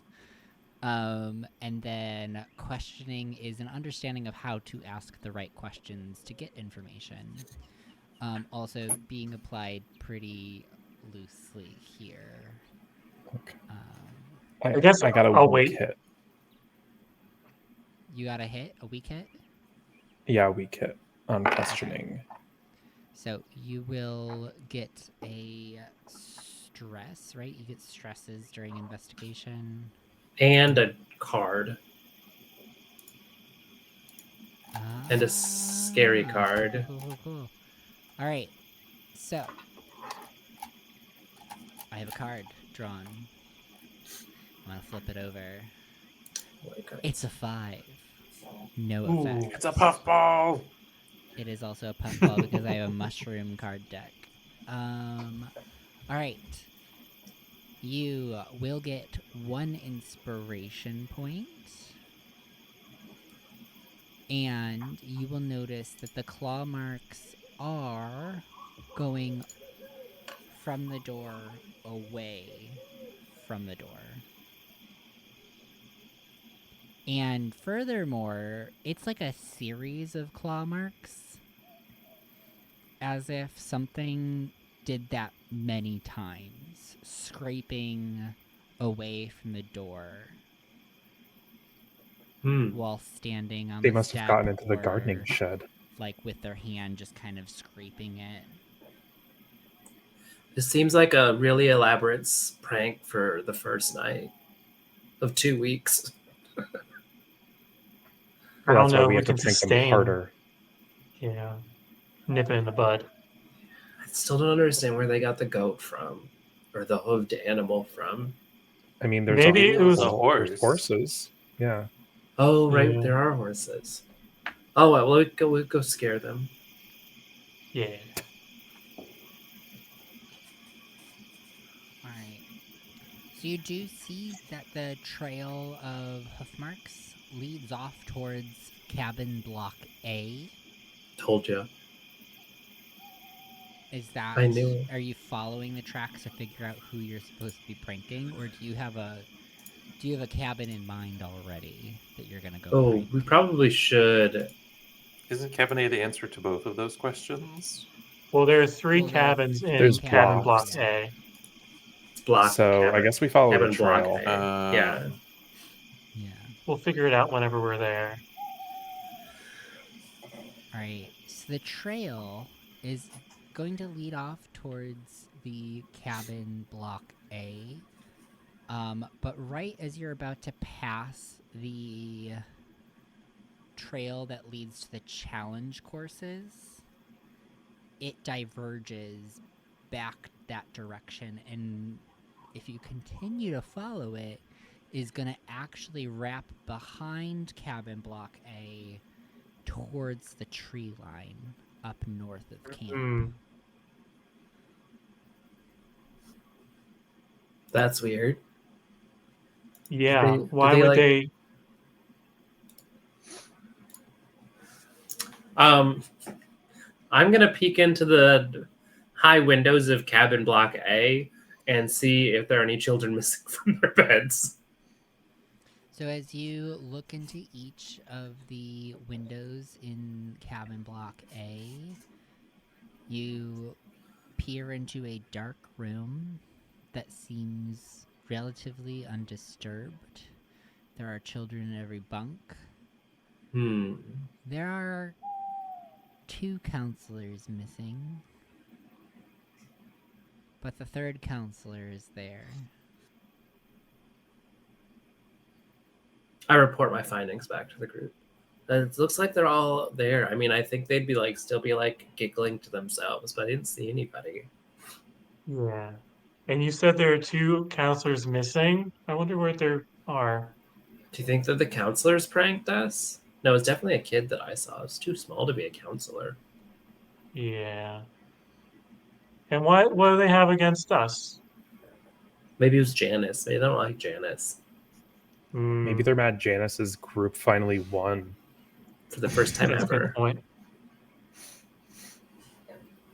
Well, we'll save this prank for another day, but I'm kind of curious about the hoof marks, though. Should we follow it? I mean, we're already outside. We're already breaking the rules. We might as well just keep going. I mean, I'm nervous about going Okay. into the woods at night. We're not supposed You to have a do flashlight. that. It's true. It's scary. Where is in your here. sense of camp adventure? In my books? Well, do you have a book on you? No. Well, that's unfortunate for you. Let's go. Okay. Gilbert will walk in the back. The most precocious 10-year-old in the world.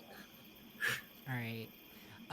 It's at this point that you hear someone laughing over to the west, where the crafting huts are. They're just like, and then you hear the clink of glass. It kind of like echoes through the woods. But you turn your flashlight towards the tree line and you start pressing in. Wait, but do we want to check out the laughing? That seems interesting and not in the woods. Yeah. It's probably those counselors drinking beers in bottles Or glasses. or glasses, either or. Oh. They could be having cookies and milk without us. She's very upset. Ellie is just distraught at this thought.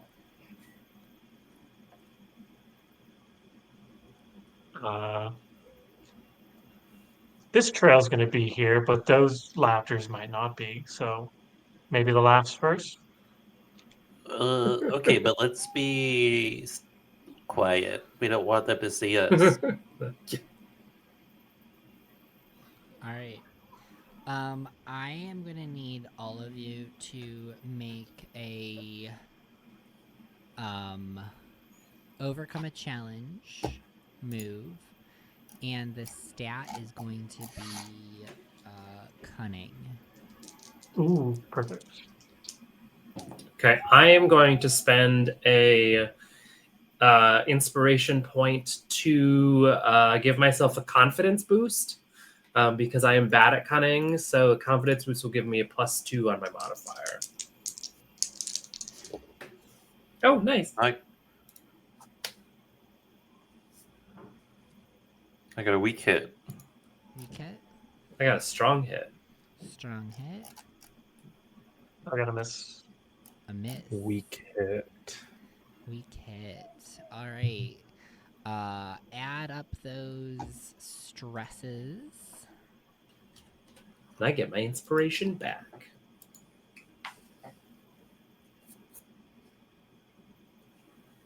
Oh yeah, because you got a strong hit. Okay. Mm-hmm. Cool. All right. So, as you follow the sound of laughter, you slowly start to hear more muffled voices. And you do see some light casting from the far west crafting hut.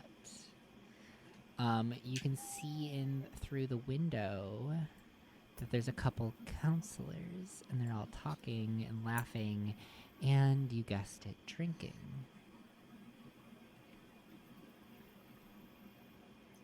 I think this is an orgy. What? Yeah, What's that? I was hanging out with my older cousin once, and he was talking about an orgy, and my dad was like, well, that's where adults get together and have a lot of fun together. But this I looks like an fun. orgy. Yeah, but it's adults. Kids can't have orgies. That's what he said. Only adults Oh. can have orgies. That seems rude. Yeah, it seems exclusive, but so is alcohol. So, you know. Yeah. Todd, no, don't do that. It's definitely an orgy.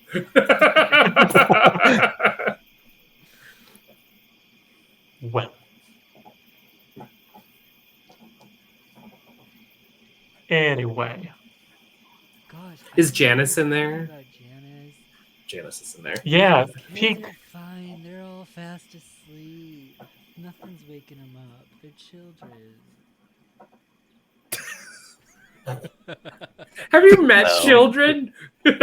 Brad, I think we should whatever his take name it is. back. Like, I feel very We gotta go. irresponsible. Just stay for like one more drink. We're having fun. Do you want to spin the bottle? Wow. So you just hear them kind of going back and forth and having this conversation. Adults are Oh, weird. Yeah. Well, it's good that Janice is still alive. What? Why? do you mean Why was that alive? ever in question? I don't know. Whenever I see an empty bed and claw marks, I think abduction. So I thought she might have been stolen. By what? Clawed aliens? Stranger things have happened.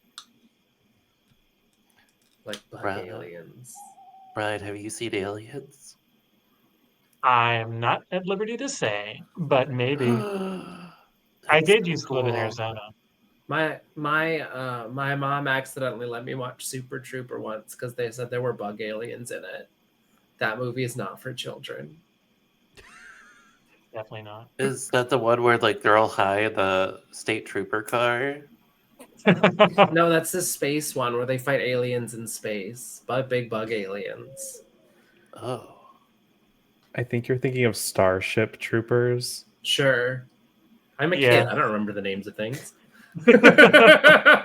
Oh wait, so Super Troopers is the cop one. Super- Okay. Yeah, It is a cop one. I yeah. meant Starship. Wait, no, what is it called? Is that what it's called? Starship Starship Troopers. Trooper. At least great at Oh. pop culture. Gilbert is not. Oh, yep, Starship Troopers. That's what I meant. All right. I said one more. That was it. Time to get back. I think we should go. Is that Janice? We should Yeah, we should it's go. Janice's voice. Okay, She's a yeah, little Ellie we'll takes go. off at a less sprint. like perky when she's talking to adults. Gotcha. All right, so you hear her saying that and take off sprinting back to the cabins. You make your way back into your cabin in Block B, close the door, and jump into bed and pretend to be asleep. A couple minutes later, you hear the door creak open. She slowly and quietly closes it behind her, so you just hear that kind of creak the spring makes as she kind of slowly places the door back in its place. Turns the knob and kind of muffles it a little bit to pull it shut. And she tiptoes over to her bed, pulls open the sheets, and climbs into bed. You wait to listen for the sounds of the night, but eventually you drift off to sleep. Would we like to take a little break as our characters Take a little nap. sleeping? Yeah, before we wake up. All Sounds right, good. so we're going to take a little 5-minute break, everybody, and we will be back shortly.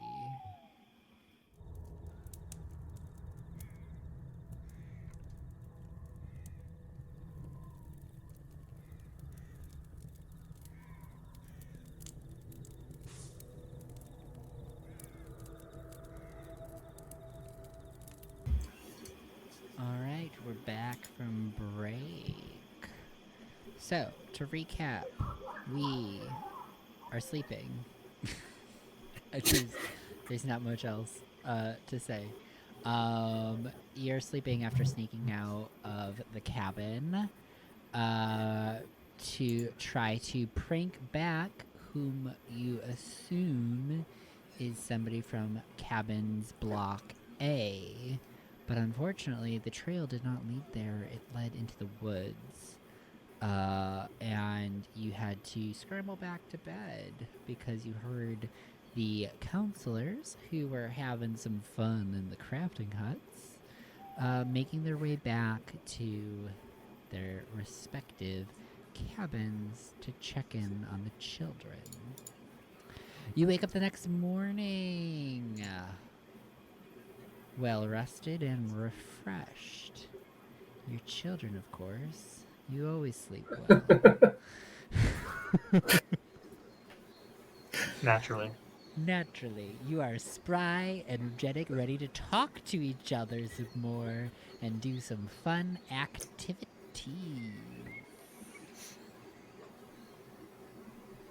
You wake I'm up, hoping we get to craft. Yeah. go to breakfast, and Eat first yeah, breakfast is is per the our first right. thing. Yeah. They get, Janice gets you ready in the morning, takes you off to Brekkie, and then the rest of camp is done in a fashion where you sign up for the activities that you want to do, and they make sure that they do like handoffs. So Mm. you can go do different activities with different groups of people throughout the day, and the counselors will like lead different activities and hand off their kids when there's like a rotation, so everything's done in blocks. So you have like a 3-hour block of doing crafts, and then you go do 3 hours of riflery, which sounds like a lot of riflery. I guess like the first 2 hours are really just safety and rules. Hope But so. it's all done in blocks like that. So you get like 2 morning activities, 2 afternoon activities. There's not a bonfire every night, but there's usually like a nighttime like cabin activity, either like a scavenger hunt in the cabin or like singing songs or some sort of thing. So like you kind of get briefed on all of that throughout breakfast, This is the time they spend giving you all that information. They put up the sign-up sheets on the billboard, bulletin board, and you all kind of crowd around it and do your sign-ups. Actually, they probably have multiple bulletin boards for the different types of activities. So there's like one dedicated to sports, one dedicated to all of the like arts and crafts type of things, one dedicated to like nature survivalist type stuff. So you can kind of spread out. Is there a type of activity that you all want to sign up for? As a group? I mean, to make it easy on me, yes, please, as a group. Yeah. Goods. Gilbert would want to science, but would probably follow the group if everybody else wanted to do something else. What does science is in say? quotation marks on the sign-up sheet. I want to go look at bugs. Oh. Yeah, we could do science. Like the survival course. Oh, there is actually like a naturalist course that you can go do. The description is something about like cataloging and learning about creatures. As long as there aren't birds, I am down. I'm trying to push my comfort zone. What's wrong with birds? I don't like birds. Birds are scary. Birds are bad. I don't like them. We are in a forest. There are birds everywhere. I thought this was going to be a theater camp. I was misled by my parents. And honestly, Jimothy, you made it seem a lot more fun than but I just have this image of your parents just being like, all right, Brian, we're gonna send you off to theater camp, right? You're excited about theater camp? Okay, get in the I got my car. posters. Yeah. He's singing all the way to the bus stop. Yeah. Your dad puts Let's on go. like light rock and just blasts it the whole ride to try to drown you out. What? Let it go. Brian in the background. Let it go. Oh God. Oh my gosh. Okay, cool. So, is that the vote? Is the naturalist course? Only if everybody else wants to do it. Yeah. That's just what Alright. Gilbert wants to do. Yeah. All right. So you are going to be after breakfast. They are all gonna hold up the like various counselors are gonna hold up signs that are like the name of whatever activity it is. So you find the lady who is in charge of the naturalist course. She is like frizzy blonde hair, tied into like a really loose ponytail because it's just a lot of hair to try to like put into one of those scrunchies. So it's like real stretched out. She has like high boots on with the the covers that go over your boots to prevent sticks and shit from going in it. She has those with like knee-high socks that come out the top of them. And she has like a bandana tied around her neck. And she's wearing one of those like what do you call those hats that are just like a bucket hat? Yeah, she's wearing a bucket hat, like an outdoorsy bucket hat. And she has some like thick rimmed, like gold rimmed glasses with like a pretty thick lens in them too. And as you're like all congregating around her, she has like a clipboard with a sign-up sheet on it, and she's like calling out your names. She's like, Brian. That's me. All right, Bobby. Yo. Ellie. Hi. Gilbert. Hello, that's me. Tony. So Who's counting? Ellen and Sage. All right. Sage. All right, I got I'm counting 7. 7. 1, 2, 3, 4, 5, 6, 7. Great. If you don't mind following me, we're gonna go out towards the trailhead 1. That's where we're gonna be having our survivalist, naturalist. Yeah, that's what I'm running right now. The naturalist course. Are you excited to go catalog trees? Yeah. Oh, trees. I didn't read that detail. I thought it was All more like it's right. K. Okay. My name is Suzanne, and I am going to be the professor of naturalism today here at Black Pines Camp. I have been coming out to camp every year for the last 7 years. I myself was a camper when I first started coming here, and I just fell in love with the camp. And now I am one of your counselors, and I am very excited to be going and teaching you all about the various trees that you can find here in the Appalachias. All right? All right, so follow me, and she's gonna lead you up towards the trailhead 1. Past the gardens. You can still see from like the trailhead the crafting huts and the badminton court. And there are some picnic tables by the trailhead that she like plops down at one of the picnic tables and kind of motions for you all to sit there. All right, so the first thing we're going to do is we're going to talk about the various trees that you can find here in the Appalachia. Most of the trees in this particular forest are going to be a kind of pine, Spruce. spruce, which is a coniferous tree. And that means that it is going to be green all year round. Yes, what did you say your name was? Gilbert? How can a tree be carnivorous? No, coniferous.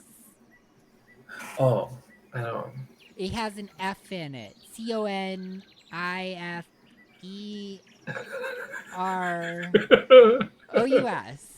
I think. Oh, I thought you said carnivorous. I was like, animals can. I know No, carnivorous. coniferous. Some bugs are carnivorous. Yeah. That is true. Can you tell me what other kinds of things are carnivorous? Some mammals are carnivorous. Every type of animal can be carnivorous. Great. Wow, I see you are already a naturalist. Soon you'll be teaching this course. Oh, okay. All right. Other types of trees you might find here in the Appalachia are maple and oak. They are considered deciduous, which means they are not green all year round. Their leaves fall off every autumn. Now, I have this booklet here that has pictures of the various leaves of the trees that you might find here. There are a couple others that are a little rarer. You can have some birch trees. You might even find a beech tree. And I think there is a willow if you follow the trail down into the basin by the lake. So... but we're not going to be going that far. So if you do find a willow tree in a lake, please turn back and meet me back here, please. We're not going to be going really far, so make sure you can see me at all times. We're just gonna walk along this trail, and I just want you to find a leaf that matches each of the ones here in the book, and you're gonna mark that off. And I have some crayons so you can color in the leaves, if you would like to do so. And then I want you to find the tree that those leaves fell from. When it comes to the carnivorous ones, then I would like you to find the pine needles and find the tree that goes to. You're gonna have Brian, was it? When are we going to learn about the animals? Well, after we do trees, we have about an hour to do trees. Then we're gonna do some critter tracking. And then the final section is all about bugs. Yes, sir. Oh no, I'm thinking about bugs. Oh, but are there any hoofed animals that live in this woods? Why, yes, there are. There are some white-tailed deer. Their populations have been declining in recent years due to wasting deer disease.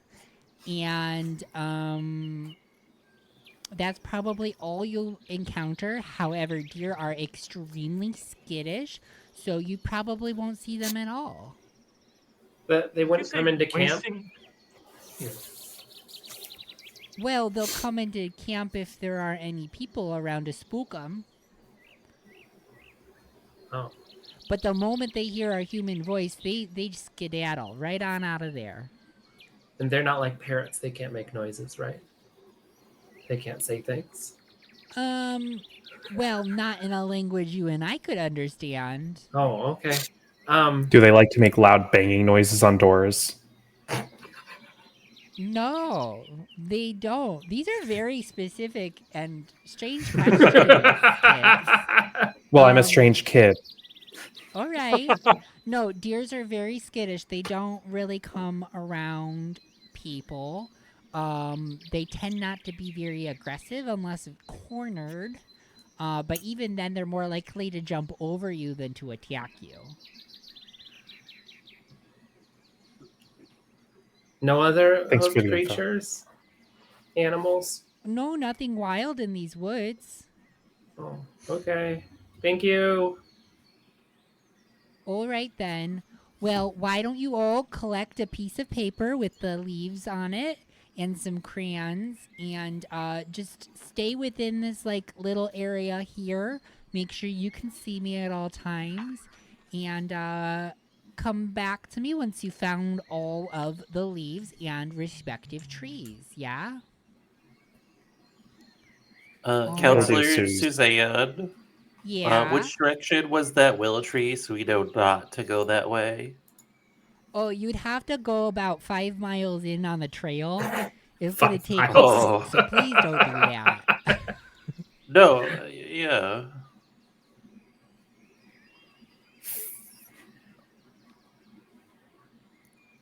Okay, thank you. Bye. All right. So you collect your paper, your crayons, you go off, you start tracing leaves. No, we don't. Coloring No. leaves. No, we what are you don't. doing? Also What are you no. doing? We want to go find that trail into the forest. Yeah. I mean, you're at the trailhead. It's a well-marked trail. No, This no, is no, a no, no, summer no. camp. The deer trail. Can we- you're looking the for goat Can we trail. work our way towards where the hooves were? Yeah, Yeah. From because where that's we are? behind A. If that's behind Camp A, based on the map that I'm saying, we should be pretty close to it. We just got to go through the gardens. Yeah. All right. But we should hug the tree line so we are not seen. Or go through the trees. I mean, we have to go into the trees anyways to find the leaves. Yeah. Right. So let's just randomly head east and hope we find footprints. So I am gonna need you all to make a cunning action. Nice. I will make myself confident again.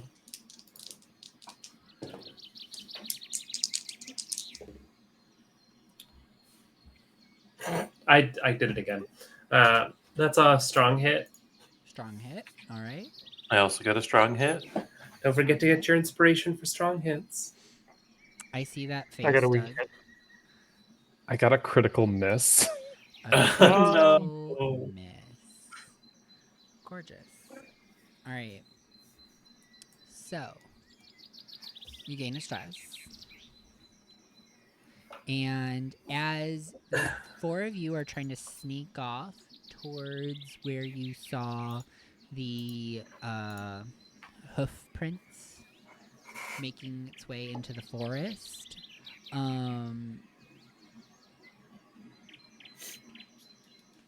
Suzanne is gonna call your name. Ellie, what are you doing over there? Stay with the group, please. Fine. Come on over here. I think I saw a maple leaf over here on the trail. Oh, you think you saw a maple leaf? Wow, Suze, that's real cool. Don't get spicy with me. Oh, I'm not spicy. I'm sour. Okay. If there's something else you'd rather be doing, just do it over here where I can see ya. Well, let me count. Fine. 1, 2, 3, 4, 5, 6. Weren't there 7 of you? No. No. I thought I had No, 7. There were 7 of us, including you. Yeah. And she starts looking at the clipboard, and she's just like, Brian, Bobby, Ellie, Gilbert, Tony, Ellen.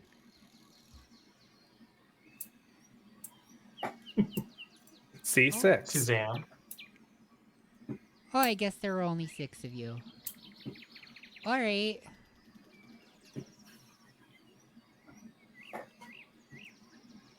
Excuse me? Phantom child? There's So Sage. at this point, the 3 of them, or the 3 of you all, have skirted around, and you find the tracks.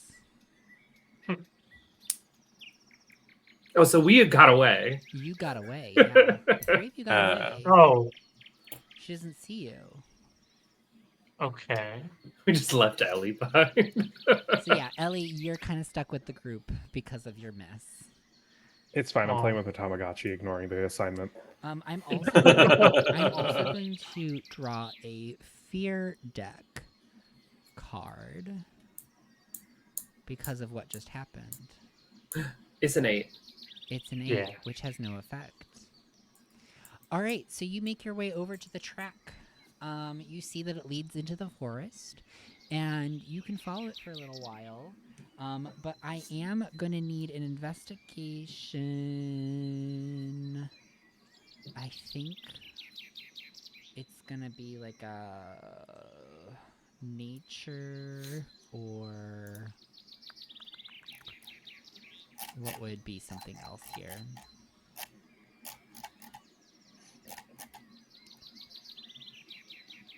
So, investigation.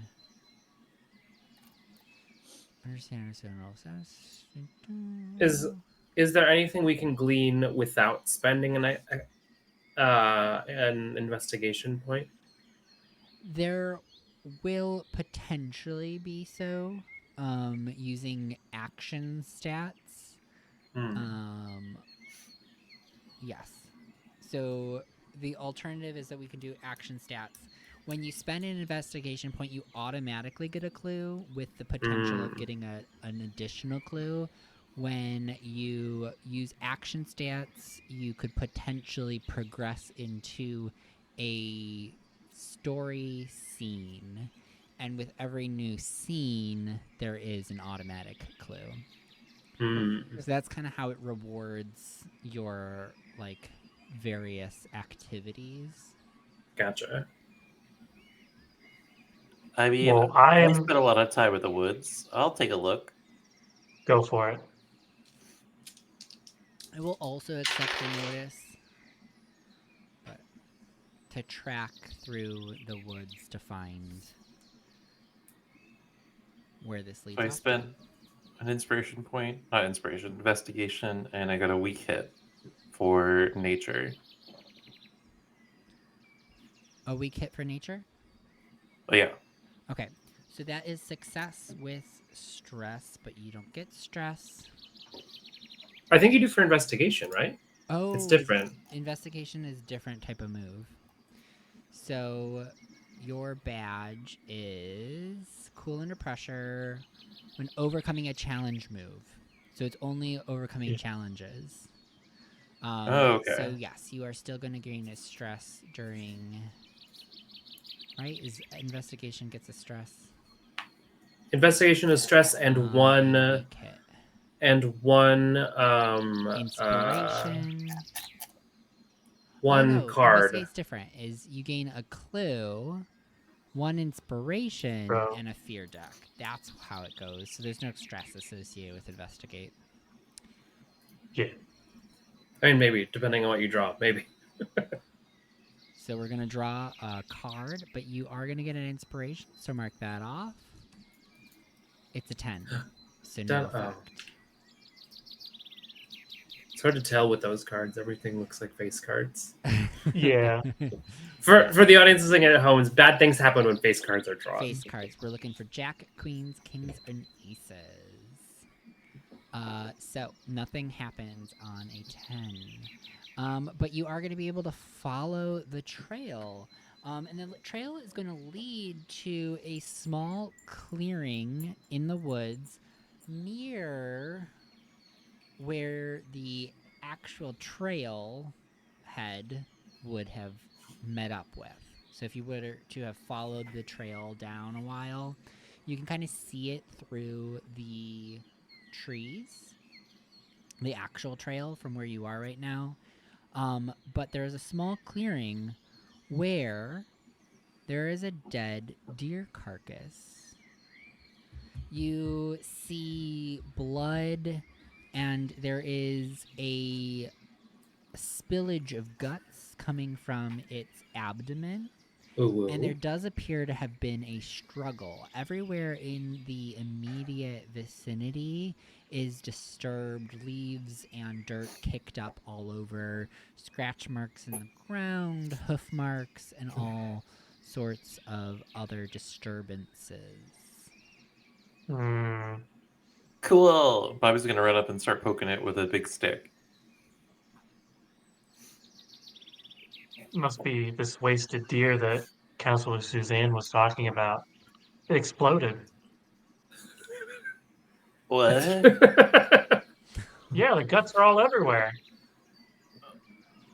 It makes them explode? I've never heard of animals exploding just spontaneously before. Cows can explode. They have methane inside of them, and if you light them on fire, it can explode. Wow. Do you think there are any cows here? Mm, I don't know. But this is clearly a deer, right? Yeah, this is a deer. Gross. Is there evidence of anything else around the Yeah. Yeah, nothing else. What caused the seems deer to explosion? Catch your attention. I mean, it does seem like there was a slash across the abdomen of the deer, which is what killed it. The guts are hanging out. It doesn't look like anything ate the deer, though. Other than flies and a couple maggots that you notice, it seems relatively untouched. Gilbert writes in his bug journal about the maggots and the flies. And as the 16 breeze flies. again, you notice pricks as that same smell. That almost metallic, blood-like smell hits your nose. Ozone. Where's the origin of this smell? It kind of hit when the breeze shifted. It seems subtle. Not as strong as it was last night. This was, I guess the deer was near our, the deer can't yell at, right? We all heard the yelling. Yeah, and you said it looked like a child? Yeah, it looked like a laughing kid that ran away into the woods. Hmm.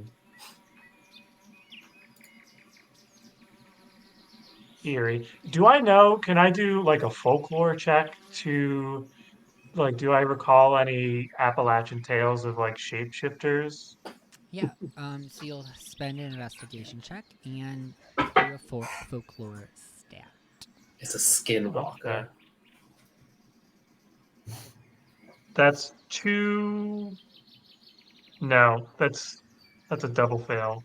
That's a miss. Okay. A miss on an investigation is Can I also try? 3 cards from the fear. Oh shit! Which is really bad because I have a +7 and I rolled a 9 and a 10. You could spend inspiration to Oh. re-roll. That is Oh something yeah, you I'll can do that. I'll do that instead. I'll use one of my inspirations to reroll. All right. Okay, I got a one. I got a strong hit because I got a 1 and A a 5. strong hit. All right. In terms of folklore The in disappointment. the Appalachia, there's a tale that goes around the Appalachia area that if you hear a whistle in the woods, or if you hear your name called in the woods, and you can't confirm the voice, to not respond. You've also heard a tale told by your parents of something that whistles back.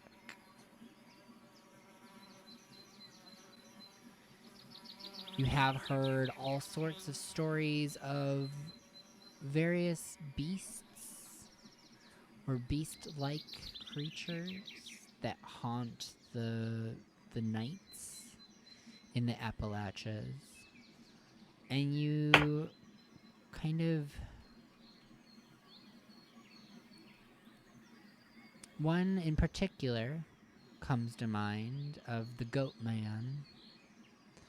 You don't remember too much about what the Goat Man does, other than it seems to be attracted to children who wander alone in the woods.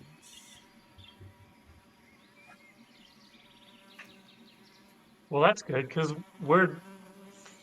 Oh, where did we go? Oh no! Did Ellie get eaten? No, she got caught by what's her face. Oh, Suzanne. All right, we're Oh, gonna yeah. go back to Ellie, who is with Suzanne. So, Ellie, what are you doing as Suzanne has corralled you back to the group? Ellie is just she's coloring in her own sheet, but also 3 other sheets, so that she can like cover for the others in her group. Fair, Aw. honestly. Good move. And yeah, she's collecting leaves and pine needles. She doesn't care what they are. She's just picking up random leaves at this point and being like, "Is this it? No? Okay. Is this it? No? Okay." Just like wasting her time as much as possible. You are the annoying child. Yeah. That counselors probably dread having. This one? This one?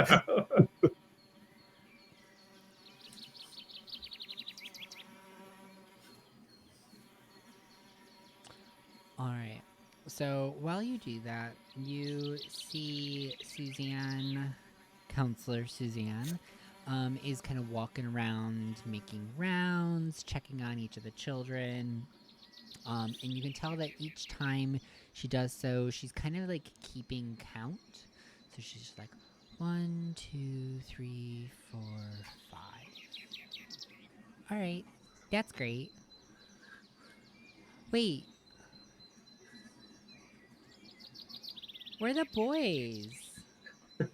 There were like 3 of them. They were... Ellie, weren't you like Yeah. weren't you talking and hanging out with like 3 other kids? Are you talking about back in my cabin? Yeah. Weren't they here? Was who here? Brian, Bobby, and Gilbert. Oh, I know them. What about them? Well, they're on my sign-up sheet. Okay. That's cool. Where did they go? Am I on Ellie? there? Ellie, yeah, I don't you're on my know. sign-up sheet too. Where did they go? Do you know where they went? No, I've just been doing the assignment since you told me to do the assignment. Oh, okay. We're gonna have to go look for them. Everybody, gather up. Gather around. Oh wait, I think I know. I saw them wandering that way, and she points in the opposite direction that they were going.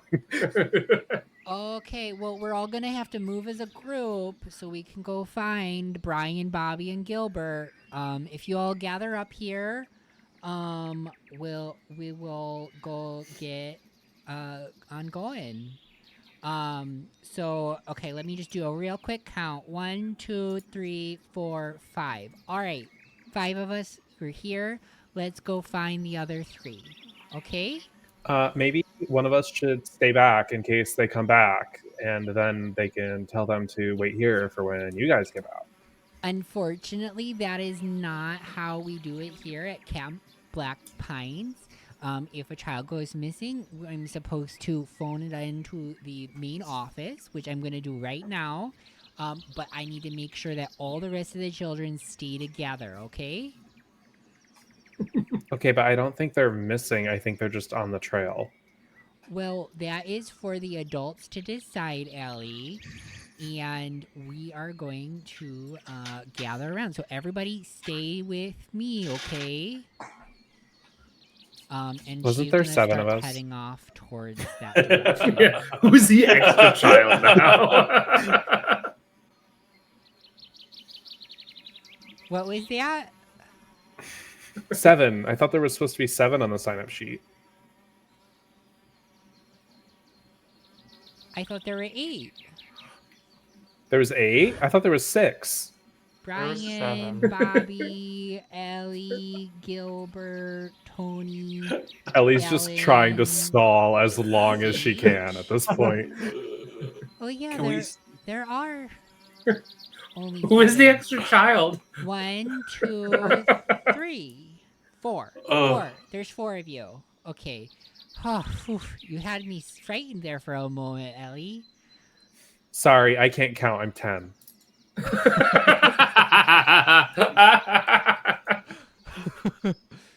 Okay. Well, everybody follow me. We're gonna head in that direction. You said that that's where they went, Ellie. I think so. I'm not good at directions. I spun around really fast earlier, so I'm kind of dizzy still.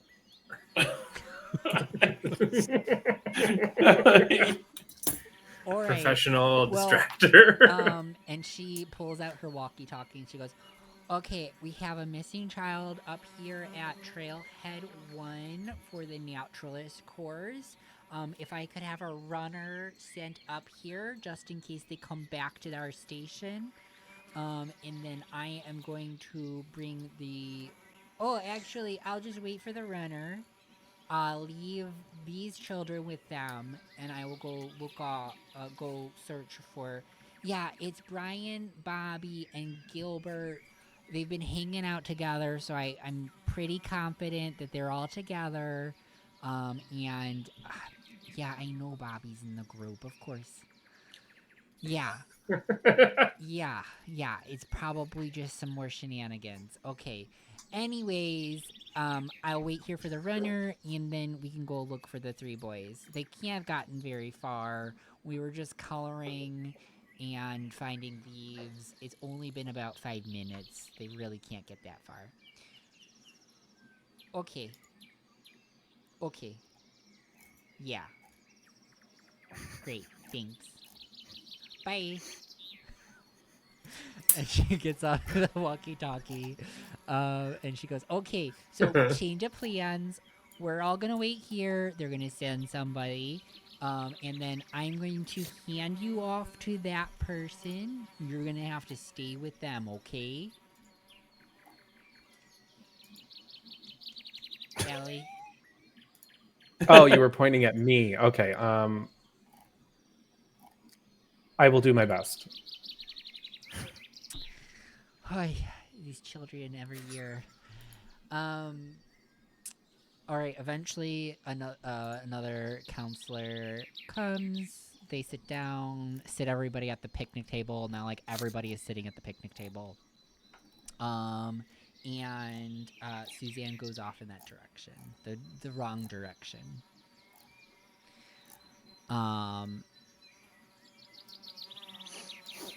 Let's pivot back to the boys.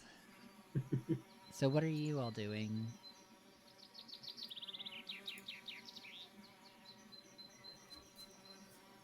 I'm Yeah. cataloging the ghost man and trying to think of any other creatures, but I think we kind of hit a dead end in terms of, well, if this goat man's out there, we just have to keep our eyes peeled, I guess. I mean, it's probably just a. It's probably just that's not real. Goblins not real. It's just a fictional. Just a story that parents tell their kids to scare them, right? But you heard the voice. The voice was bleeding like a goat, and it was saying, "Let me in, let me in, let me in, let me in." Yeah, but a kid can make that noise. Let me But can it make in. hooves? Maybe. Bobby's just gonna go. Denial is a river in Egypt, or whatever the kids say. What a burn! We should go back. I don't want to be out. I don't want to be out here anymore. Something killed this thing, and I don't like it. That away. All right. I guess we'll head back on the trail. Excuse me. You said the trail was near here, the right? trail was in sight. You can follow it back to the trailhead. And as you arrive, you see Ellie, Tony, Ellen. Why do I keep making everybody the same names? Ellen and Sage sitting at the table with the runner, whose name is Jack. Ooh.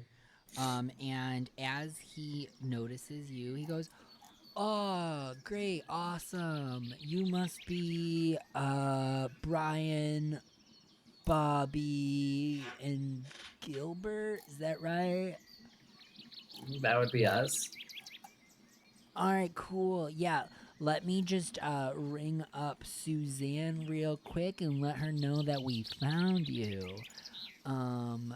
Yeah, kids, stay with your counselor. That's really important.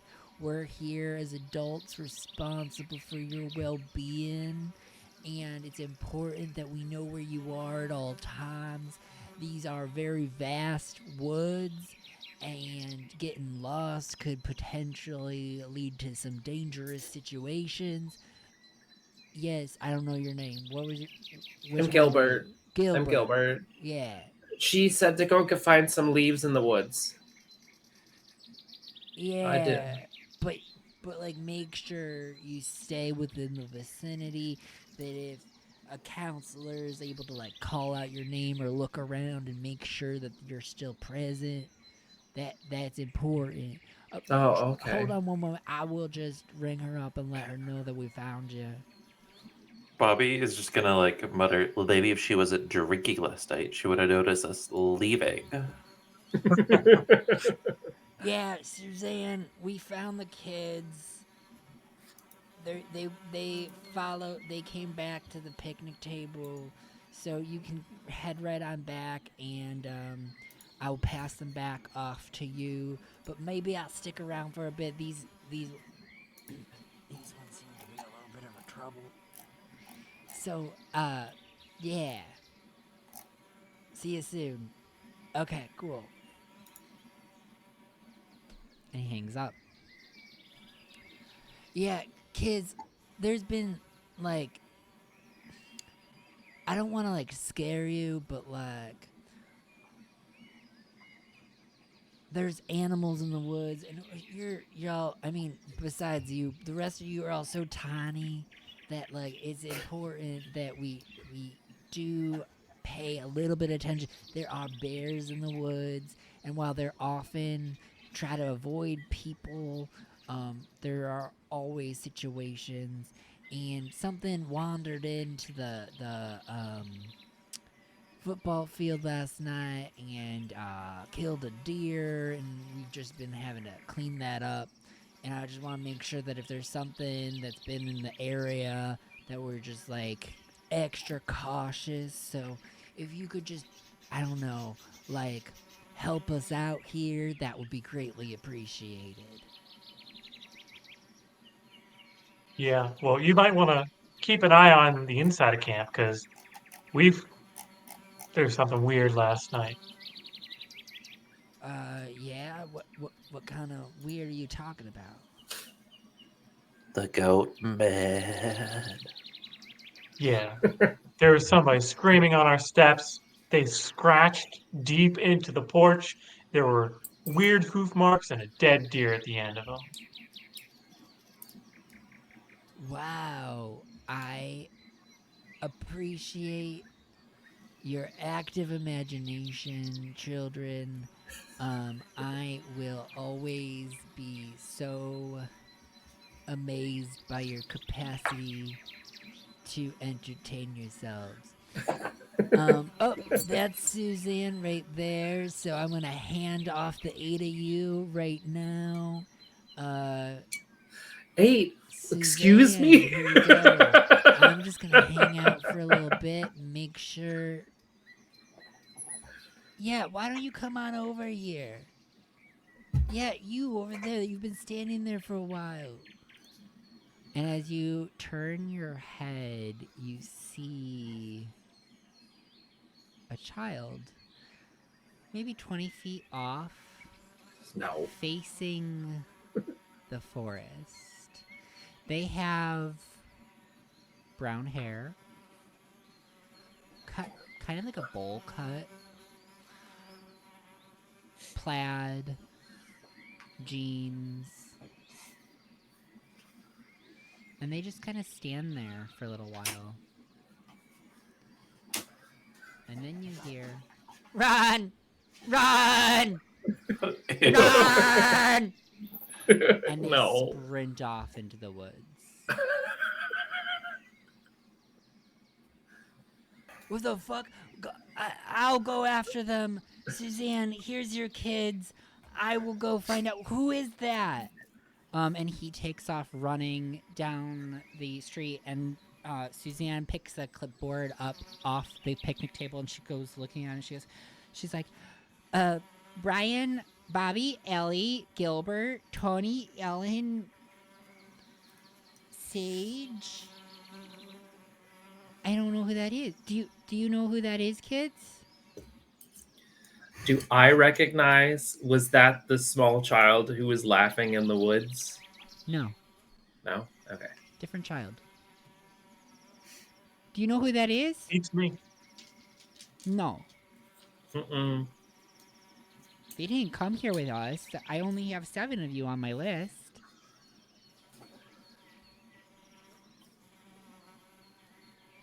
Okay, Maybe well, he's a ghost. hopefully Jack is able to catch them. I mean, they're a child. How fast can they run? Anyways, I think this is probably best that we call this activity, and we're just gonna go back to the main office for a little bit. I'm sure they have some crossword puzzles that you could all do while we figure out what's going on with that situation. This is just a lot of things have happened, and I want to make sure you're all safe. So let's go back to the main office, and once this block is over, you can transition on to the next activity, okay? All right. So she's going to take you back to the main office. You hear like her and like the main counselor talking in a closed room. They like sit you down in like the main area of the office. They're like talking for a little while. There is a window, so you see that like she's constantly kind of like peeking over, making sure you're all still there.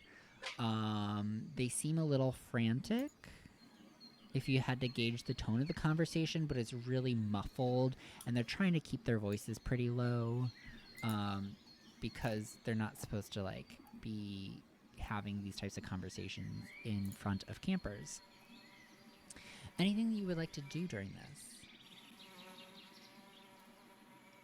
She's pretty vigilant. Now she is, I should say.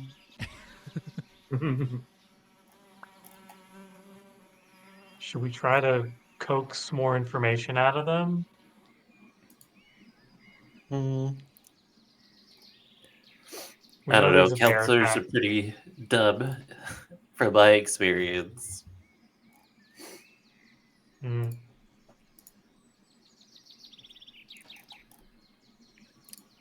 Is there any interesting like books around the office, like older books that have like history of the area or anything like that? Yeah, there are all sorts of reading material in the main office. Lots of brochures, there's books, there's lots of maps pinned up on bulletin boards. This is like if you went to the like state park visitor center, that's kind of what this building is. So lots of things. Would you like to spend an investigation and roll a stat in order to find something of use? Sure, why not? I think this could be I'll accept folklore, history, language, based on what you are looking for. Okay. I will roll for folklore. All right. Well, that was a what's it? Sorry, a miss, total miss. A miss. All right. Do you have any inspiration you would like to I spend? do, and I would like to Okay. re-roll, I think, with it. So I'll just do that. Oh my god, no, miss again. Miss again. Okay. Yeah. 3 cards.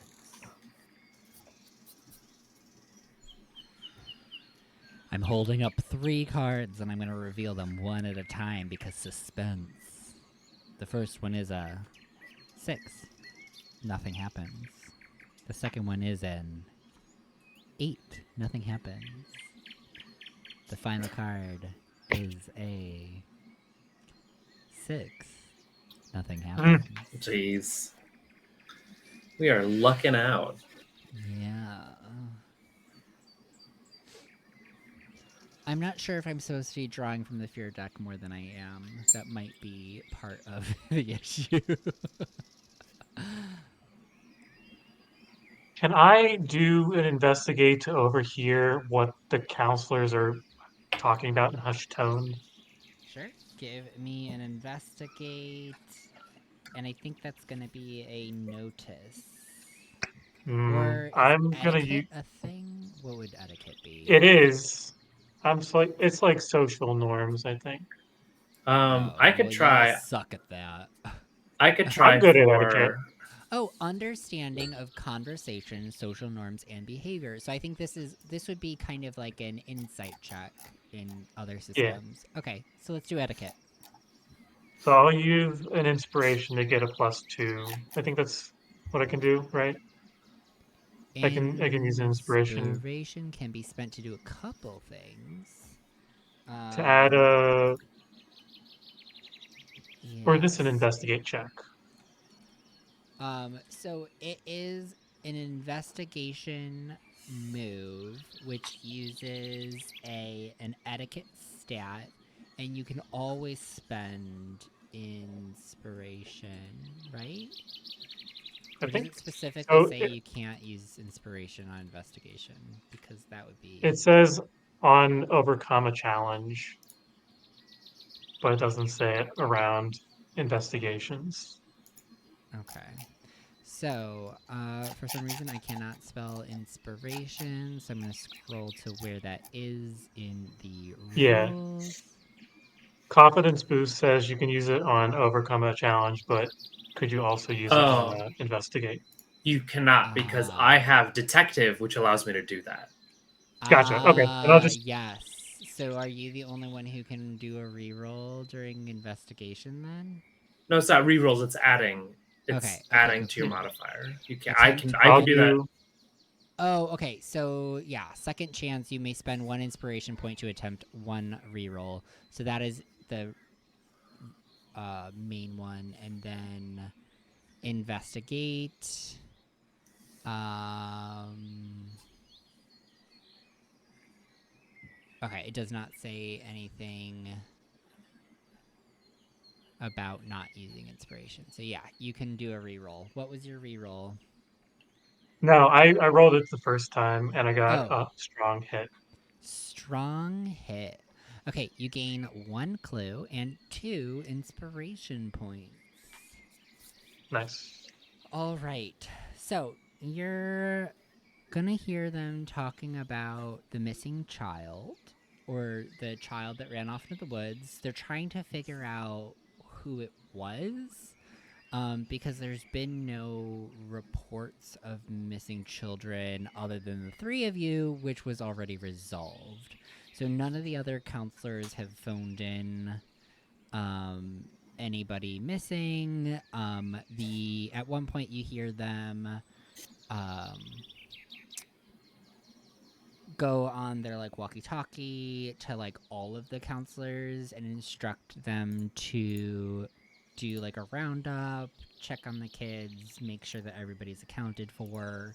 And after like a little while, they get like all like good checks from all of the counselors.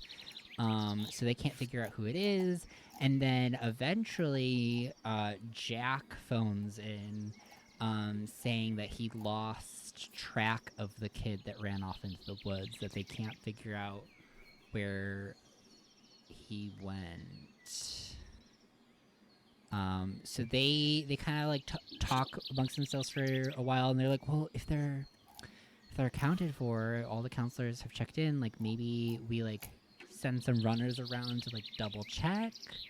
But like if it's not a camper, like it's not really their, I don't know, they're fine. Like they'll keep an eye out. Not their problem. Yeah, It's not that not it's their not their problem, not their problem, but it's just liability. like, okay, maybe the child ran back to their group and now they're counted for, in whatever Yeah. group they were in, and so they're like, okay. So they do send some runners around, do like recounts of everybody, and like basically chalk it up as like a kid pulling a prank. But yeah, that's kind of it. So eventually, your block of time is up for the naturalist. So what did you sign up for in the second block of the day? Riflery? Riflery? Yeah. I don't know. That or archery. Can we do both? They're near each other. They will be individual activities, but you can do one and then the next. Mhm. All right. So the way I'm going to play out the rest of the day is that we're just going to, for each activity, because nothing of note really happens throughout the rest of the day. But for each activity, I would like you all to do some moves to overcome a challenge, just for funsies. because you're just doing these activities. So riflery was the first one. So you spend like a Yeah. good hour going over rules, safety precautions, like over and over, making sure that they're like doing checks of everything.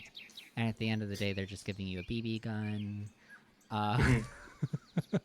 But they want to make sure that like you've done all of your things, and they kind of have like a couple tests where they like test your like ability to follow the instructions. So everybody give me an overcome a challenge. And we're gonna use brains. For rifling? Brains. Yeah. Yeah. I'm gonna use inspo to reroll. Okay. I got a weak hit. A weak hit. Miss. Miss. I still Strong got a hit. miss. Strong hit. And you got a miss too, Chris? Yeah. Okay.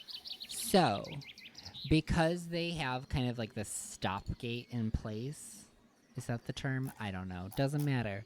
They have this control in place to prevent you from going into the rifle range unless you can pass your safety test. Like they give you like a little test. And unfortunately, Brian and Bobby are gonna fail. So they're just going to watch everybody else, which is kind of a bummer. It's pretty boring to watch some kids slowly shoot BB guns. But for those of you who passed, now you can give me a coordination check. And make sure to mark your stress because you're frustrated by the fact you didn't get to shoot a gun.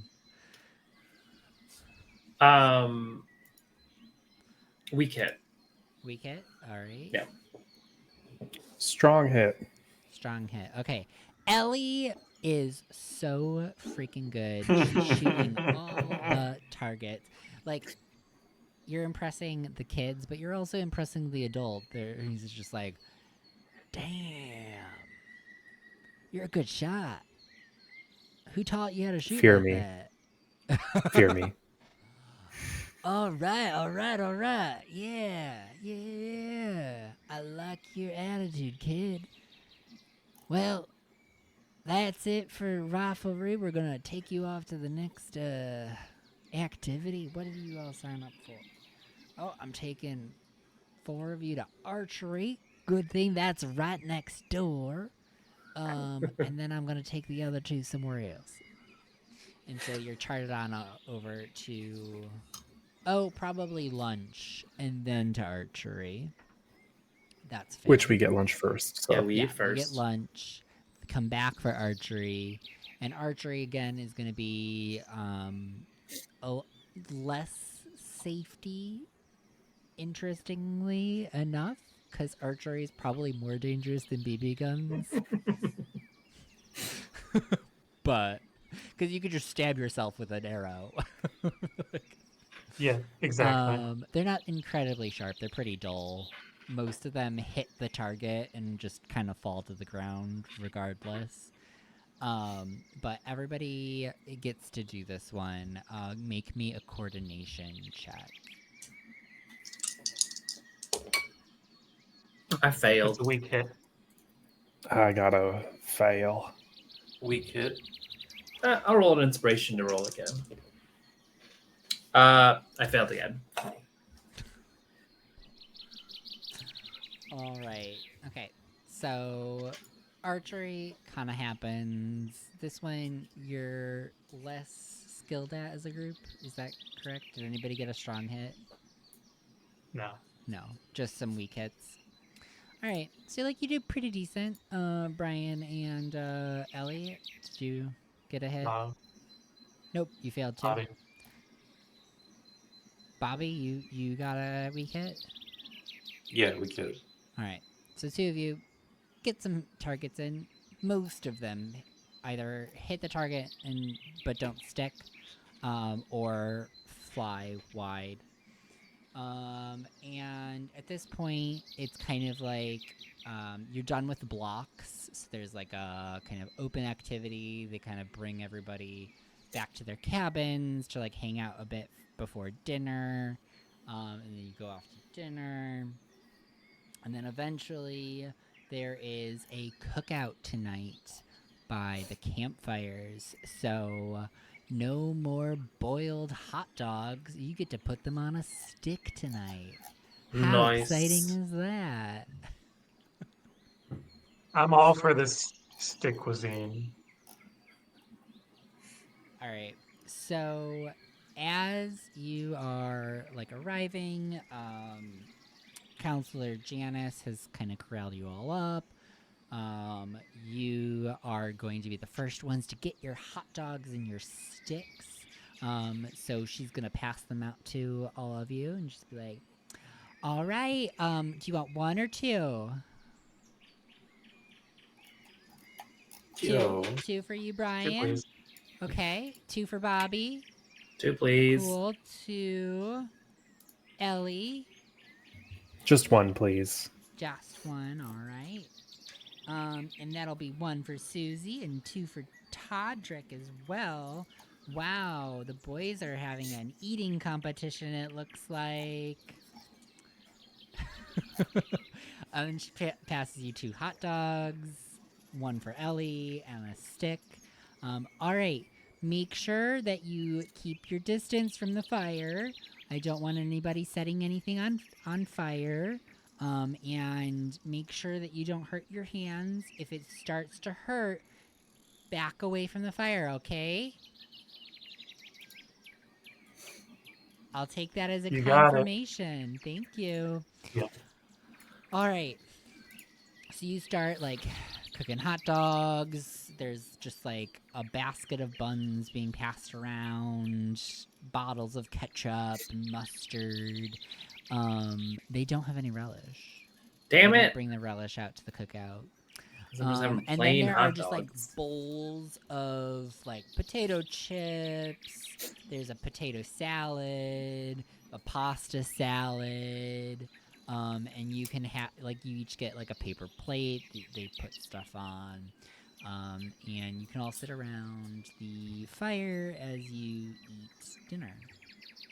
And they're gonna start a storytelling activity.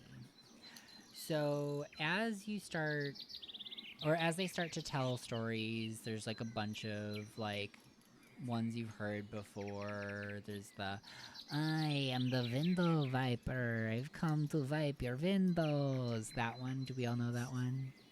The All right. fuck? We Well, let's don't. start from the beginning. So, I am just gonna be a random counselor. I'm not gonna name them, but what it starts with is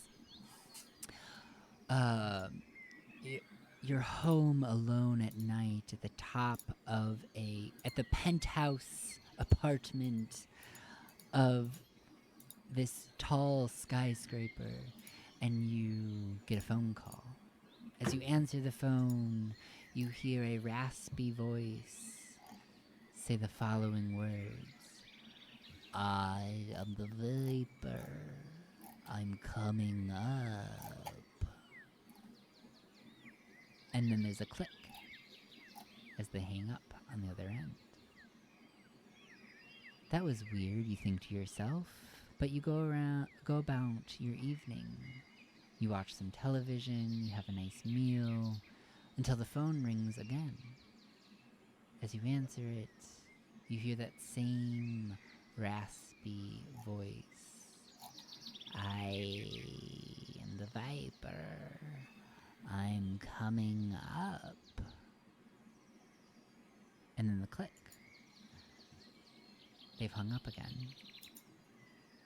2 times in a row. That's a lot for somebody to be calling, and so ominous.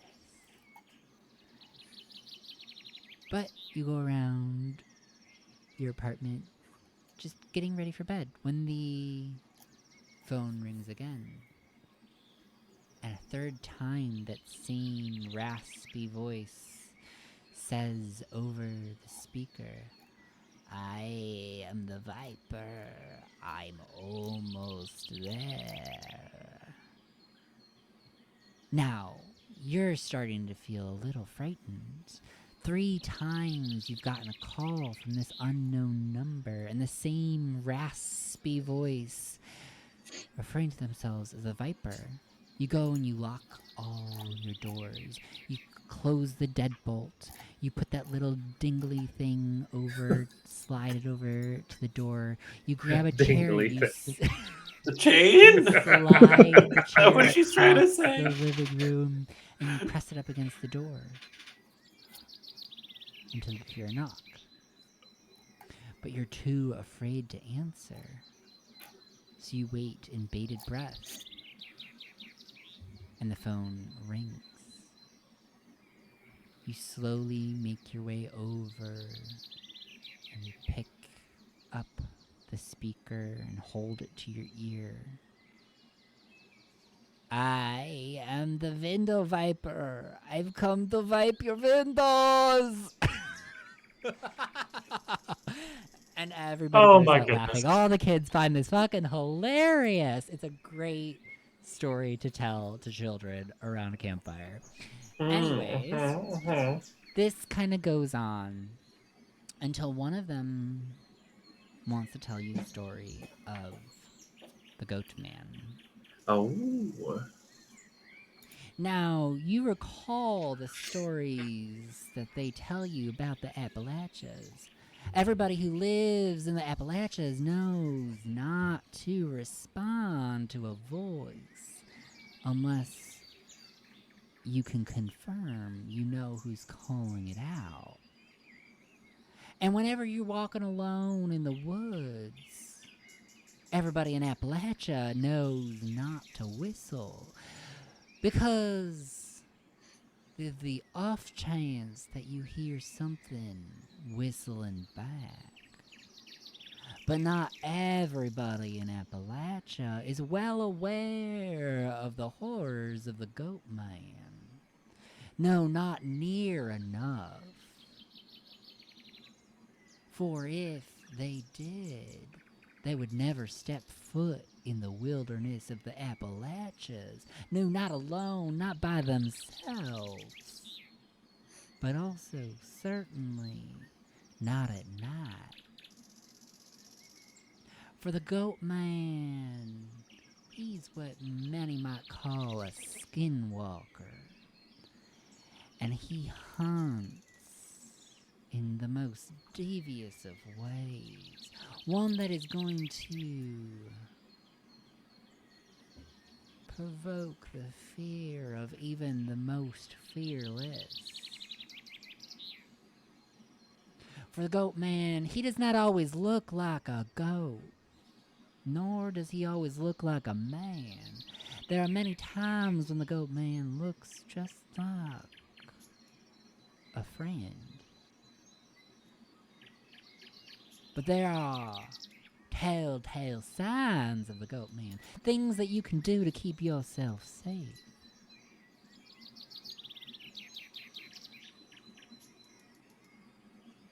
And he pauses for a moment, waiting for the anticipation and suspense to build. The things you must do when in the Appalachians, and you think that you might be hunted by a goat man, are as follows. Keep count.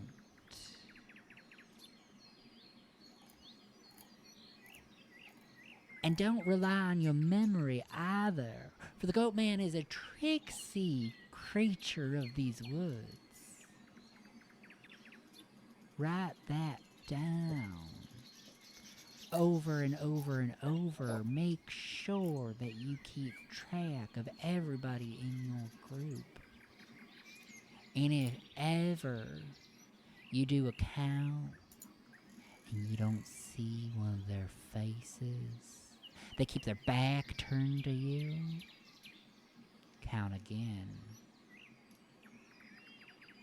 Once more for due measure.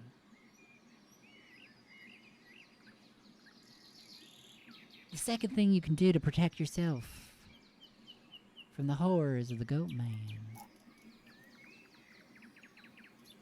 is have a conversation with all of your friends. For you see, the Goat Man can mimic our voices, but only minimally. Only little blurts in that goat-like fashion. So, when you're walking alone in the woods, do not whistle. Do not respond when your name is called, unless you know who is calling. And always keep count. And the rest of the stories continue on. There are more funny ones. That's probably the only truly creepy one that's told. And at some point, you see one of the counselors just being like, "Don't tell that story. They're fucking 10-year-olds." And Our 10-year-old's probably the least likely to be afraid of a goat man. Probably. All right. And they continue telling stories. What do you do for the remainder of the cookout? Ellie's trying to whistle, but she can't figure out how. Do we gather up? That sounds like our friend. That we, Yeah. as I like squat on the ground to be at your eye level. Yeah. But the story didn't say if it was friendly, right? Well, talked about victims. Oh, it did. And there were 2 dead deer, from what you've told me. What? But they chalk that up to bear attacks, so I don't know. Do bears have hooves? I don't think so. But the deer did. Although it's curious if if the goat man killed the deer, wouldn't there be 2 trails? Or maybe, yeah, I don't know. Maybe there are goat people.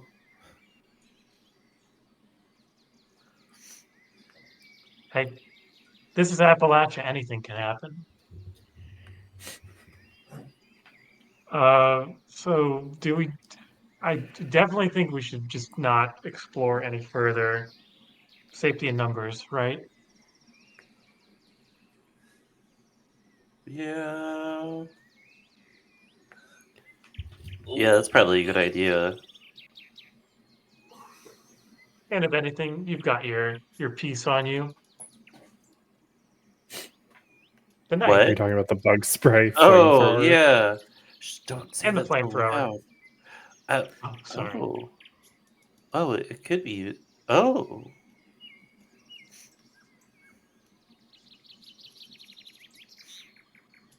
I'd like to go find the counselor who was telling that story.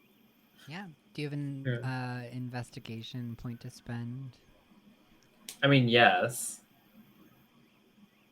I mean, I guess need a charm questioning? stats. Like questioning? Because I want to ask him a question. Ah, okay. I think you're going to need to do an active charm Oh, God. to get them to open up, and then your investigation will be questioning. Okay. This is going to be a multi-tiered thing because now they've been told not to tell children about this story. Can I give him a benefit? Can I give him a helping hand? Oh, how does that work? So normally you can spend 2 inspiration points to give them a +2 modifier, but I think given one of my special badges, um, team player, I can use 1 inspiration point instead. So I'll spend 1 inspiration to give him +2 to his modifier. Oh, nice. I definitely need it for charm. So here we go. That is hit. What's the easy hit? I can't remember. A weak these words. hit. A weak hit. Okay, a weak hit on an overcoming challenge So is I take a stress. stress, but you are successful. So now he becomes agreeable to telling you more of the stories that he knows about the Goat Man. Well, that's not what is I. your Yeah. line of questioning. Yeah. So I'm gonna spend an inspiration and use my detective ability to up my questioning by 2. Oh, I threw a dice on the floor. Hold on.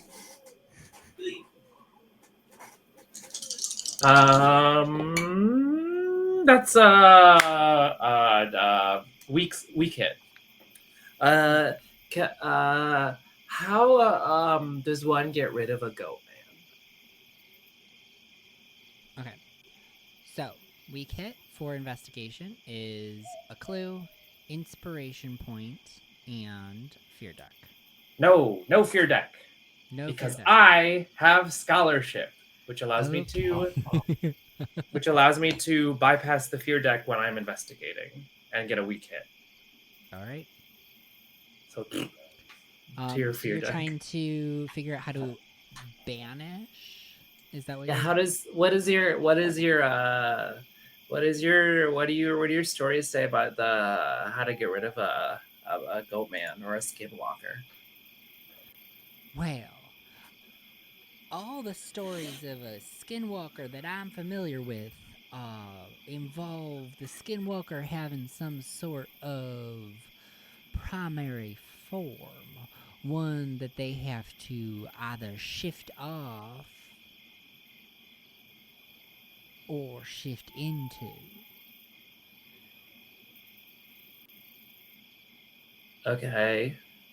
Werewolves, for instance, often have various versions of the tale, but in many tales of werewolves in this area, there's this need for the werewolf to maintain their pelt in order to turn into their bestial form. Many tales of the goat walker or goat man, skinwalker, involve a similar type of mechanism where the goat man itself cannot revert to its primary form if the pelt has been destroyed. Now, there are a couple contradictory accounts of how one is to destroy said pelt, but the surefire way, Is it fire? from what I've read, is to bury that pelt 6 feet underground and make it unreachable for the goat man.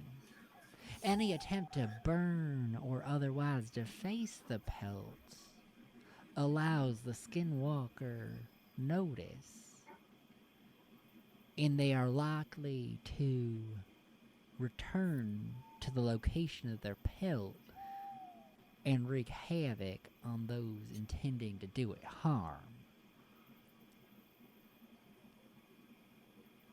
Oh wow, that's so cool. Okay, gotta go buy. And I bring this information. If you want to No, I said buy. anything more, okay. But And I reiterate the tale to my compatriots. Weird. Scary. Yeah, So we gotta dig a hole? a big hole, a 6-foot hole, more. And find the pelt. Yeah. Where would a pelt be? I mean, it probably has like a lair, right? In the woods. Maybe. Could it be by that lake that we were told not to go to? The basin, yeah. It's By the 5 willow miles tree. away. That seems far enough to be hidden.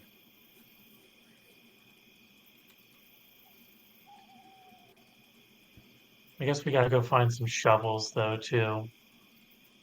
Yeah, we Oh, should have a yeah. hole prepped.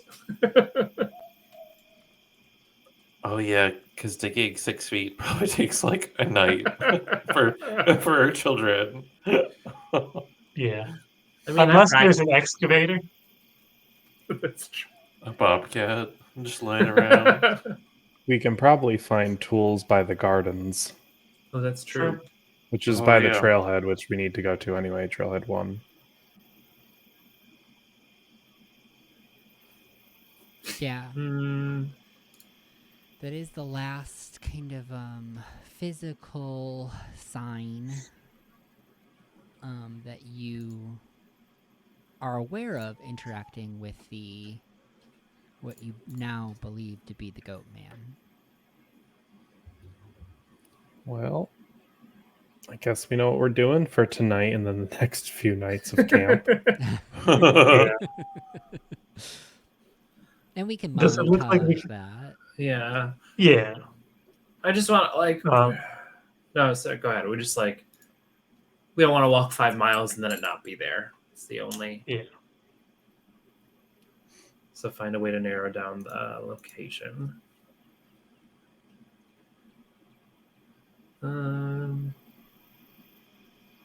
Does it look like we can sneak around the counselors? Like, what are the counselors doing right now? Yeah, I mean the counselors are kind of hanging out with their respective groups, but this is much more social activity. Anytime you're brought together as like a large group like this, the like cabins kind of break up a little bit more. You're not like tethered to Janice because they have like a collective responsibility that like the runners will like kind of keep a perimeter just to make sure that like kids don't leave the lit area around the camp. But within that, like there's enough adults to like see if a kid's gonna like jump in the fire. Many eyes are on Bobby at all times now. But yeah, so that's kind of, so you can kind of like walk around. You do see that like Counselor Jack and Suzanne are like talking. Janice is talking with Todd and Ellie, so like the ones that you met earlier yesterday in the like neighboring cabins. And then there's just like, I mean, a bunch of other counselors. And they're keeping like watch on the children, but also like having their own side conversations. I'll do an eavesdrop, trying to figure out if Suzanne has any more, if she's looking jumpy or like. Yeah. So do you want to give me an investigation point? And that would be a either an etiquette or a notice. I'll do an etiquette again. Okay. So that's a weak success. A weak A weak success. hit. Okay. Or a weak hit, yes. So a weak hit on investigation. Clue, inspiration point, and fear deck. Which is a 4, so nothing happens. Doing great. All right. But you are actually going to overhear some things that are of interest to you. The main piece being the following. Yeah, I like lost track of that kid like near that abandoned cabin, you know, like the old groundskeeper one. And like I checked all around it. I even like went inside, but like it's a little run down, so I just like didn't go too far. But like they must have found him because like we all had our kids, right?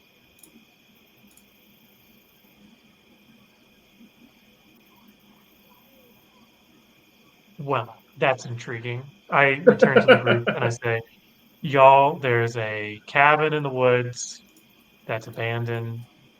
Ideal location for Goatman hideout. Well, who'd you hear that from? What'd they say? From that guy over there, Jack, the runner. Oh, he was the one who was running after the kid. Yeah.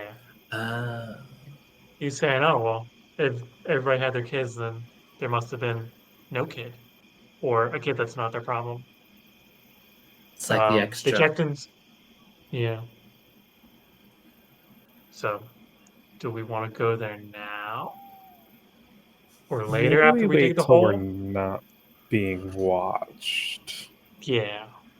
And we Well, definitely hopefully- want to dig the hole first. Yeah, hopefully Janice goes drinking again tonight. It goes back to the Well, orgy. Yeah. The way the story made it sound is like the goat man's out and about wearing the pelt at night. Oh, So I don't we see. need to wait till it's like sleeping or in its other form during the day and get the pelt? Yeah. Oh, but I saw it as a kid at night. Oh, that's fair. So maybe it puts on other skins at night to like coax people into the woods. Gross. I guess we can go find out. Okay. Yeah, we've seen it. We've seen it. Sorry, we've seen it in kid form in both night and the day. So Maybe it's just a kid while there's campers to coax. disarm us. Oh. Yeah, Like but if the tail's right, we could sneak in and grab the pelt, and it won't notice until, if only if we tried to like burn it or something. We should definitely dig the hole first. Yeah, let's dig Yeah. that hole tonight. So do we wait for Janice to go to her orgy, and then I think so. and then sneak out and dig a hole? Yes. Go team. All right. Woo! So, how are you? Yeah. So, what I'm gonna say is that you go to bed tonight. Janice does not leave the Not cabin really. tonight, so I don't think your plan's gonna go off today. However, you have the whole next 2 weeks. The following day, you're probably gonna need to find some tools in order to do said digging. Is there a gardening day thing? There is a gardening day thing. Cool. I'm gonna Let's throw do some that. tools into the. I'm gonna try and throw some tools into the woods, into like bushes into the woods. Yeah. Give me a cunning. Oh, can somebody help me? Yeah. You want me to Whoever wants to do the roll that? cunning. Or yeah, whoever wants to do the cunning could do it, but that's my idea. I have bad cunning though, so I shouldn't do it. Yeah, so somebody get cunning. And then I will say that like digging a hole at night is real hard. So, They do it in the movies all the time. yeah. Yeah. As 10-year-olds in the woods. Well, if we dig it in the garden is ideally softer than hard-packed earth. Although I Well, guess that's we'd have to true. run. We have to 6 dig 6 feet. 6-foot hole in the middle of the garden is probably not gonna go unnoticed. There's probably some pretty soft dirt in the woods though, at least like in the wood line, like because We could find a muddier, especially under wet pine, earth. normally it's like very like soft ground, almost sand-like. I That's guess, actually a nature bit that I know. Yeah. Okay, what was your cunning? I got a 1 and a 4, so it's a strong success. Strong success. Okay, so yeah, you are able to get the tools, set them aside, slip away if you'd like to. Yeah. Yeah. I mean, if you want to slip away and dig this hole. Yeah. Okay. This is something that could take place over a series of a couple days. Now that you have the tools, you each like slip away at like opportune moments. Sneak over, dig this hole, get a little further, cover it up, and like over the process of like maybe 3 days, you do get down what you think is about 6 feet. Can we Gilbert just have stands in it Gilbert 'cause stand in Gilbert- it? Yeah. Yeah. Yeah. Who's Gilbert standing in it? Who is going to be digging on day 3? Probably Gilbert. All right. If that's the lowest point, I probably will save myself for Yeah. the, so I On can day get out. 3, Gilbert slips away and goes to finish the hole. And as you're digging, you're like throwing the dirt up.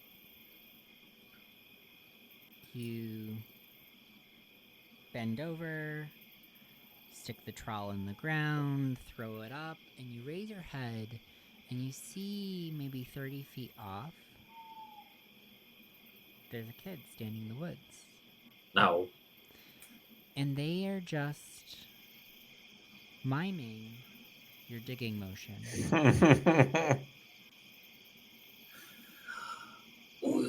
We gotta scramble out of there. We're gonna go. I mean, it's like during the daytime, so I could easily. I mean, I can know During the where I'm daytime. going. And then you're alone, right? We're not with you. I think that's what we established. Yeah, you're alone. We're gonna quietly book it back to camp. Alright. So as you turn around and begin sprinting away from this creature, you just hear, "Dig!" And you run off.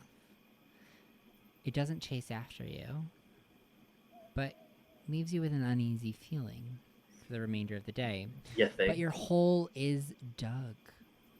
When would you like to try to give this abandoned cabin a visit?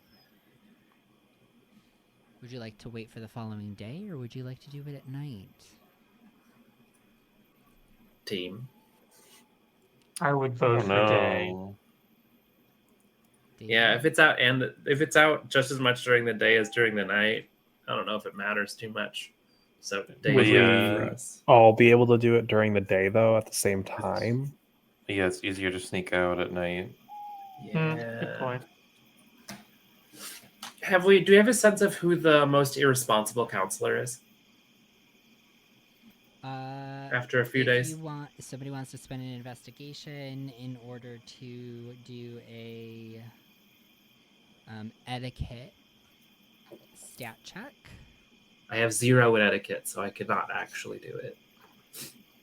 Is that you raising your hand, Chris? Oh no, I have a 5. A 5? I don't know what your target is. Oh, you're saying that your stat is a 5. Yeah, I have a 5 in etiquette. Anybody else? I think 0. 0. Oh yeah, it's just you, Remember, Chris. remember the autism joke? Gotcha. I'll use an inspiration to give myself, or this is I can't use it on investigate, so I'll roll on my etiquette skill, and I got a critical success. I got 2 ones. Critical success? Okay, cool.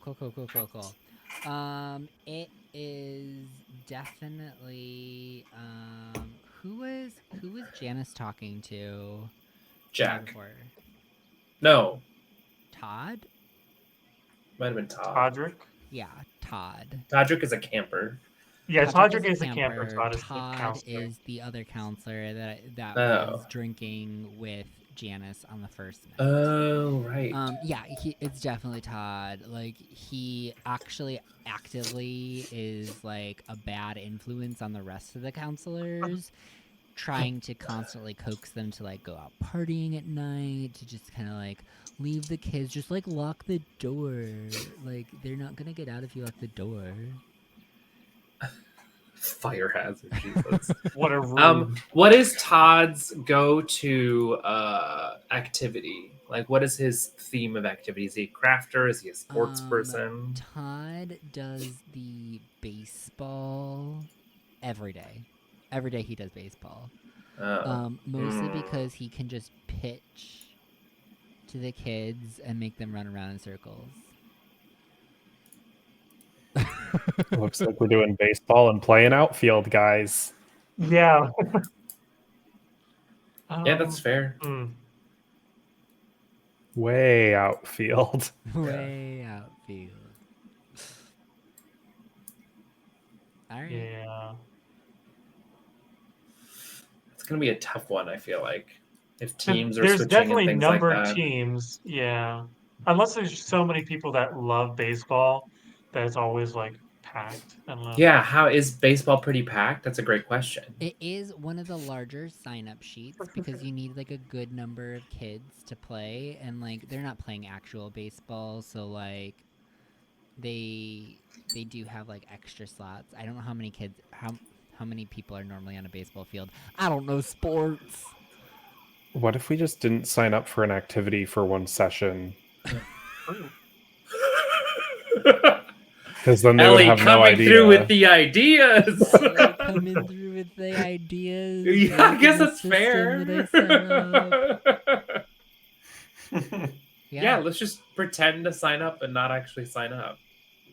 Cool.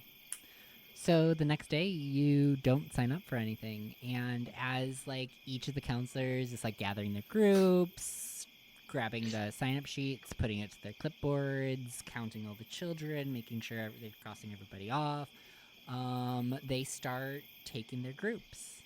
And like one by one, these groups are starting to filter out of the dining hall. What are you gonna do to not get noticed as the last like couple groups are leaving? Go with Todd, and then we split off Yeah. when he's not looking. Yep. We cut Yeah. through all the woodsy sections of the map. Awesome. Okay, so you are going to kind of like pretend you're with Todd's group after he like did his check-in. You kind of like squeeze in, follow Oh my in, God. like The he's 6 foot tall walking, child. everybody's following him, and you kind of just like follow them out of the building, and then you kind of like wing off towards the tree line. Yeah. You can make your way like around through the woods, around the camp, kind of keeping an eye on the camp, but like trying to stay out of sight until you get to Trailhead 1, and you follow that up a little bit, and then the direction that you saw the kid run, you can go off into that direction through the woods. You follow, you kind of go off in the woods for a little while. And as you're heading in that direction, you see a child in the woods in front of you, Following us. facing away from you.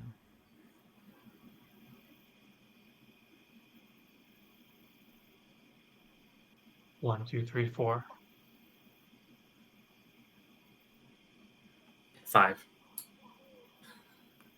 Are you implying we jump it? How is it like how tall is this child? Is it Ellie height or is it Or is it Brian and Gilbert height? Brian It's a Gilbert height, yeah. Pretty, they're pretty average height for a 10 to 13-year-old child. This Okay. time it is they have long hair. They're wearing a cami. How far back is the grave that we took? It's over by the gardens, so it's maybe a quarter mile back.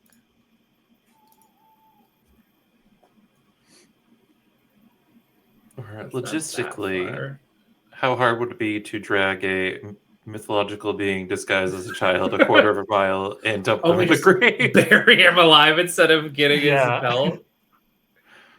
Maybe. I could You wrap him up in my ribbon. recall the first night, the force in which it hit the door.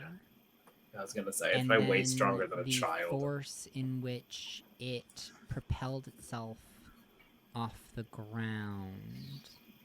There's something about its form is not necessarily a complete physical manifestation.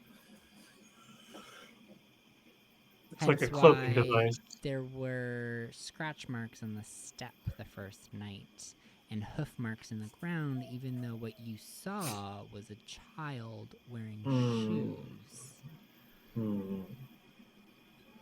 So maybe if we just walk around him. Yeah. Yeah, there's no way that it actually saw us yet, right? Okay, fair.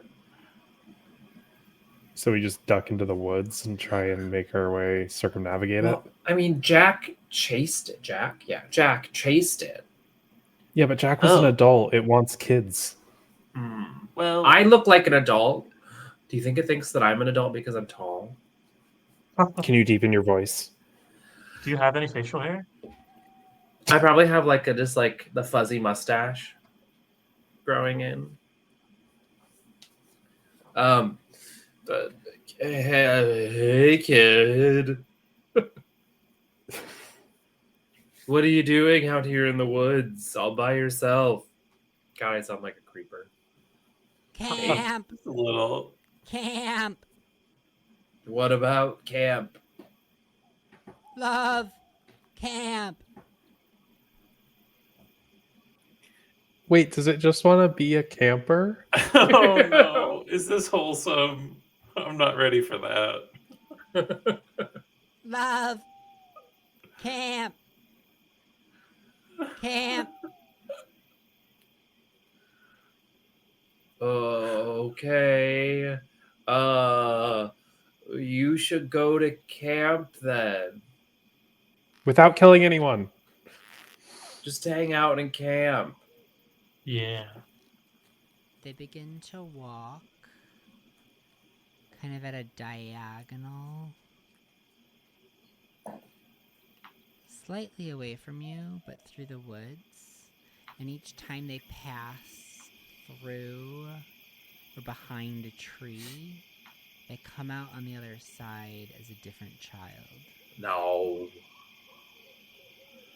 Is it headed towards camp?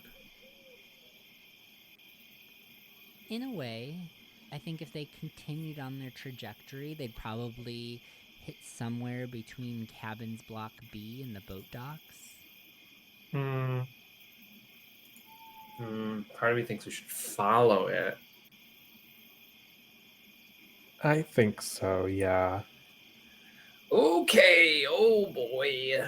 Don't look at his face. Do we have any weapons? Can I pick a stick off the ground? You can pick a stick off, yeah. Well, Bobby's got his flamethrower and pocket And a knife. knife. Yeah. Gilbert's tall. You can just do a windmill attack on it. Exactly. Let's traverse the trail behind the goat man. All right. So you're going to start following it, and it keeps shifting its form as it's walking. And then you see it walk behind a particularly large oak tree. It doesn't come out the other side. No.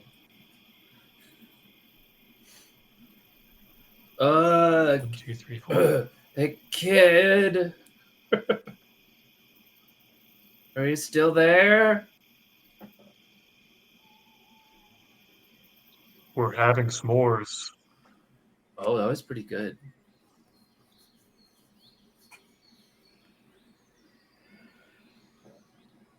Anything?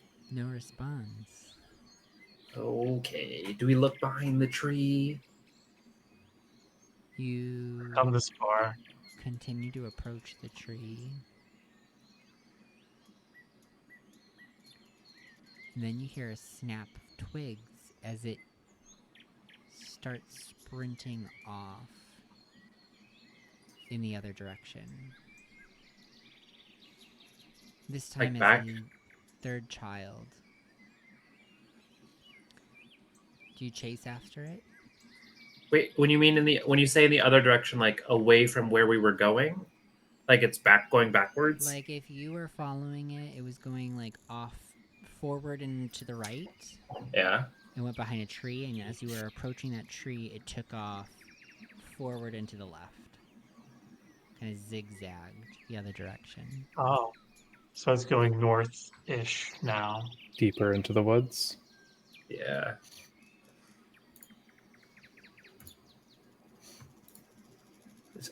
Sure. Is there anything that was left behind? Did they leave anything behind the tree?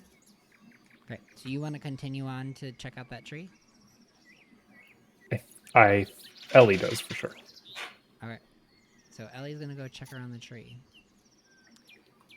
I'll As go you with it. approach, you smell that like cloying, blood, metallic, like stinging smell in your nose. But there's nothing left around the tree. The other two, do you take off running, or are you also following to the tree? What, Chris? What did you say you did? I just followed Ellie so that they didn't get ambushed. Bobby? I don't know. You gotta make a decision. I have no now. idea Are what you to running, do. or are you staying still? Oh, chase. Yeah, I guess we'll chase. Brian will Okay. get chased. So Bobby and Gilbert take off after the creature. Ellie and Brian are checking the tree. Then you take off after them, Brian, but you're kind of behind. I'm gonna need everybody to give me a grit check. Ooh. What? Oh, I failed. I crit failed. Oops. Crit fail. I got another We- critical success. I'm big and lanky. I We- run into Yeah. things. I So trip we've and got a fall. crit fail We and a crit success or a hard success? Hard hit. It's crit. I got 2 Okay. 6. So we've got a crit fail, a crit hit, and what do we got from the other two? A weak hit. weak hit. And 2 weak hits. Okay, so crit fail. You trip over a log and take a heavy fumble to the ground. No. You, like, crash into the leaves. You're all banged up. You scratch your face against the side of another log. Hit your head on a rock.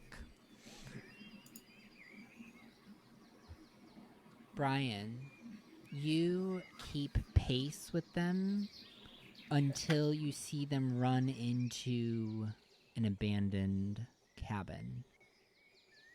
Oof. Do you follow them in? I feel that's very dangerous being alone in the lair. I will You monitor them hear from the. Ellie and Gilbert behind you, but they're not quite Okay. as like hot on the trail. Oh, do you mean Bobby? Because Gilbert took a spill. Sorry, Bobby and Ellie. Yeah, I'll try to slip inside. Right. So you get inside. You throw open the door because it like ran in through the door. It like ripped it open. You heard it smash into the wall of the cabin, then it slammed shut. Then you rip it open, slam it open. You run into the cabin. You hear the creaking of the wood groaning beneath you, and you can feel it like dropping with every footstep. That the wood has kind of decayed a bit. There's dust and cobwebs everywhere.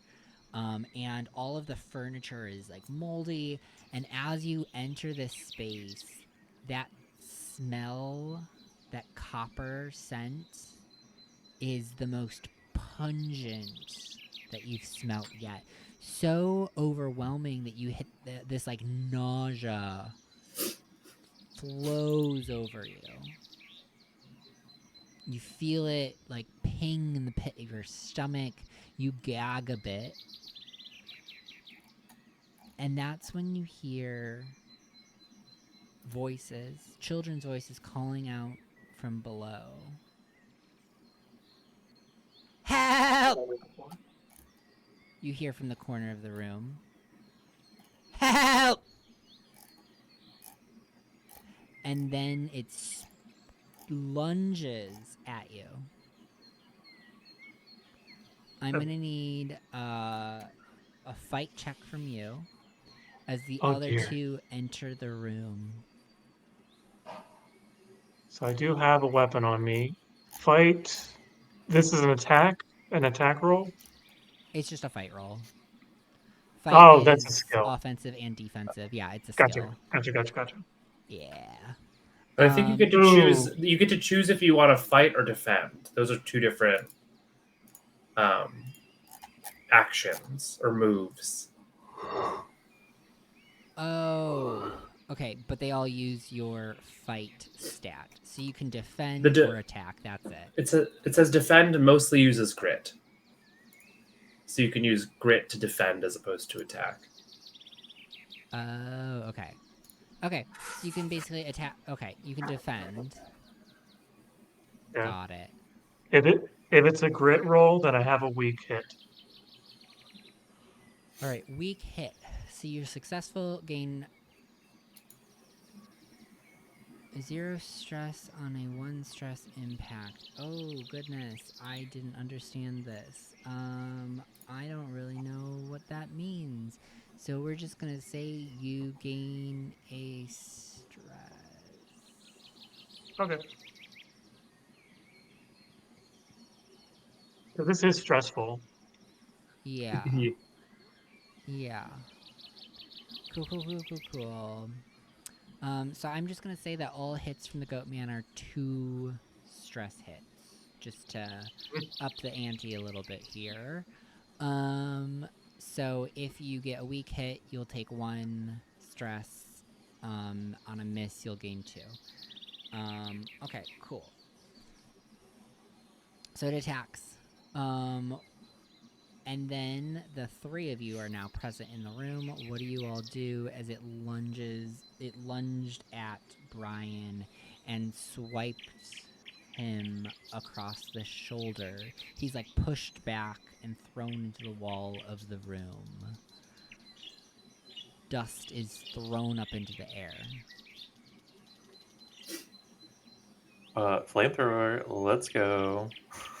All right. Give me an attack. Would that be fight for flamethrower? Yes. So it'd be fight. And because you used like previous things, you've set yourself up for advantage on this attack. What is Ellie doing? I'm looking around to see if I can find this pelt that we need to find. If it's in this room. You hear muffled voices below you. Sounds like a couple. Children?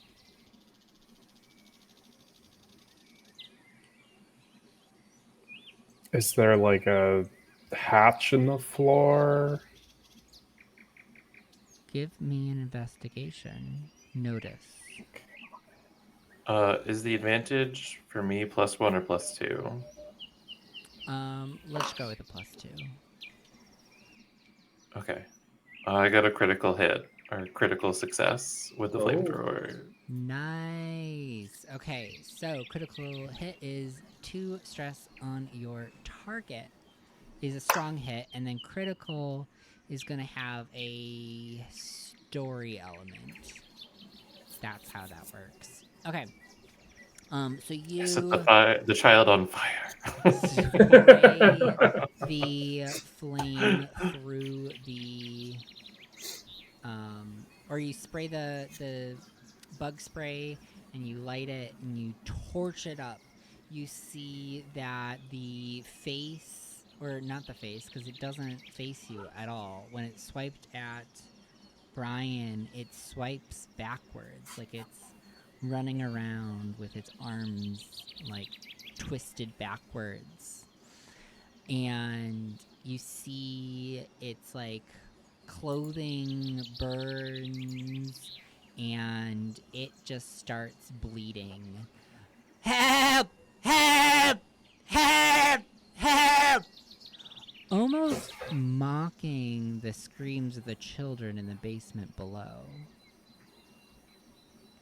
What was that investigation, Ellie? It was a weak hit.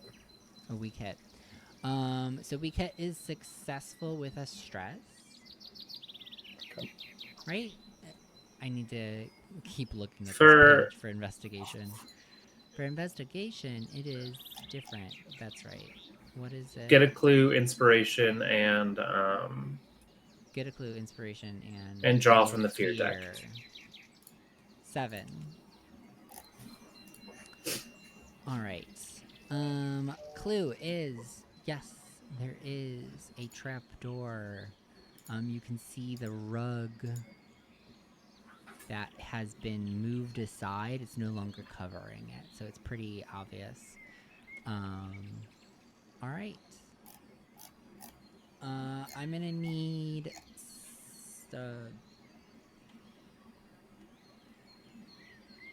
I'm gonna need Bobby to do a defend. All right.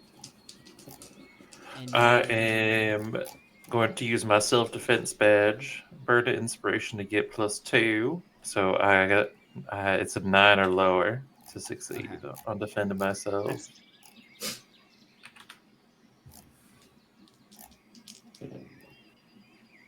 That is a strong hit. Strong hit. All right. So strong hit on defend. You gain 0 stress. And if you are the target of an attack, move in the next turn. You may choose to escape. All right. So if you get targeted again, you can escape. So it is like coming towards you. You see that like at this point with like the flame going over it, it's like a different child yet again. And the two of you can make attack rolls. Ellie, what are you doing? And now Gilbert is going to arrive on the scene with 1 stress.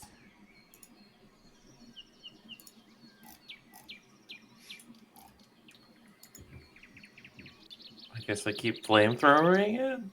All right. Everybody make attack rolls if you're attacking. Ellie, are you heading towards that trapdoor? Yeah, I'm gonna try and figure out how to pry it open to get the kids out. All right. And I'm gonna help give Ellie. me a grit or fitness. And you can use so if you're helping, that's called aid. Yeah, I'm gonna aid an ally. So roll that Well, first. I don't know if I need that because I got a critical success. Never mind. I run over and don't do anything. All right, so Ellie, there's one of those like knocker loops on it. And you just like rip it on open. There's like some really steep wooden steps that head into a dusty, dark basement cellar situation, covered in cobwebs. You start running down there with and Gilbert, do you follow? Yeah. You're following Ellie downstairs? Okay. Brian and Bobby, give me your attack rolls. You said I got it. What was that? I got a weak hit. Okay, weak a weak hit. hit. Bobby, did you say you I got also got a weak hit weak with hit? the flamethrower. Okay, so you are going to do 1 stress, but gain 1 stress as well. I'm now wounded, I think, because my stress is 6. Oh, is that what happens when your stress gets to 6? Wounded. All right, Yeah. cool. So, when you Oh, I'm become also wounded.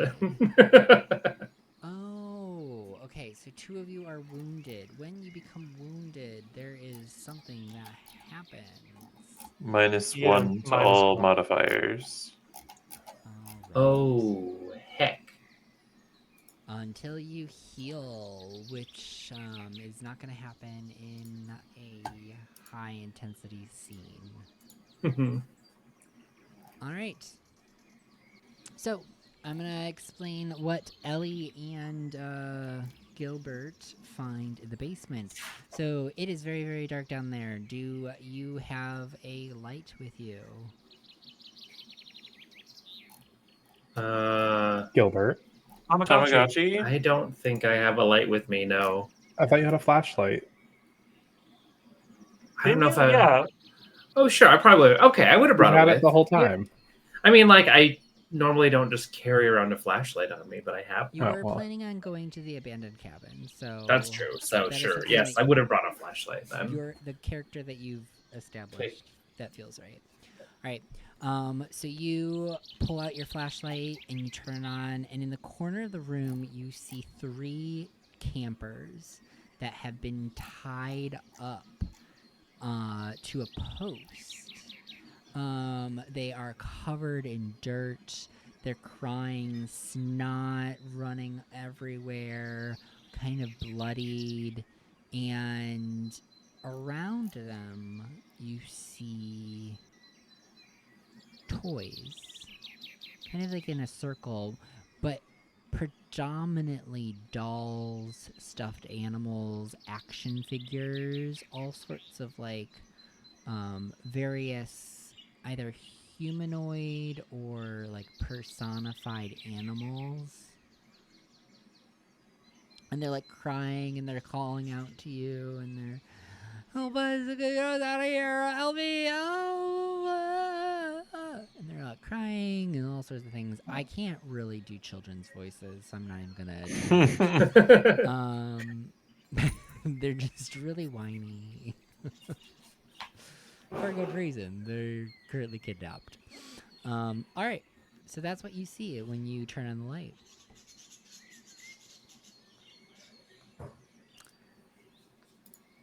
Spooky. Back upstairs. I am going to do an attack on Brian. However, you may choose to escape. If you do, you don't roll. So I would escape downstairs. Or how does that work? I can I think it's you if I escape just the choose. attack. It's like an evade, is what I'm interpreting it as. Yeah, I'll do that. I think a flee could also work if you wanted to flee or evade. I think those are the 2 things I would accept here. Yeah, I'll flee. Down to the basement? Yeah. Or out the... Okay, down to the basement. Okay, you see the same scene. You see Gilbert holding a torch at these children. Ellie's down there. All right.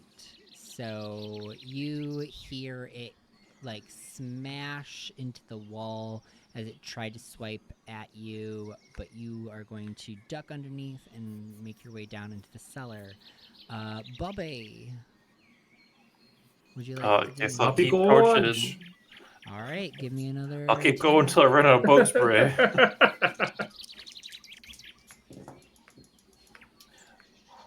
That is gonna be a crit failure. That is 2 10s. Yikes. Failure. All right, that's gonna be the end of your bug spray. So you go to shoot off another torch with your bug spray, but unfortunately you've been playing around with it way too much. Fair. Tracks. And it is now empty. You hear it sputtering out. There's just like a little puff of flame before it goes out. Alright. What are you all doing in the basement? I'm trying to untie these kids. Okay, you run into Looking the for kids a and you're trying pal. to untie them. Give me a... so this is going to be an active coordination. I'm providing light support. Light support, okay. Yeah. And what about Brian? I was gonna try to look for the pelt. Okay. Do you have an investigation point to spend? I don't. You can't. Okay, I'm gonna try to guard Oh. the stairs. Then I will. I mean, I guess I can. I can look for the pelt. All right. Do you want to? If you can untie people in the dark. Oh yeah, yeah. I'll give Ellie the torch. Okay. Okay. But then I need. got a how am I strong hit. supposed to- Yep. Give me an investigation. Okay. Notice. You need Can I do notice? Yeah, you can do a notice.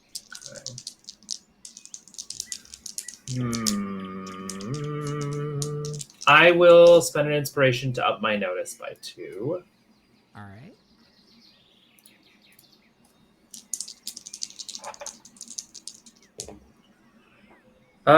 That's a single.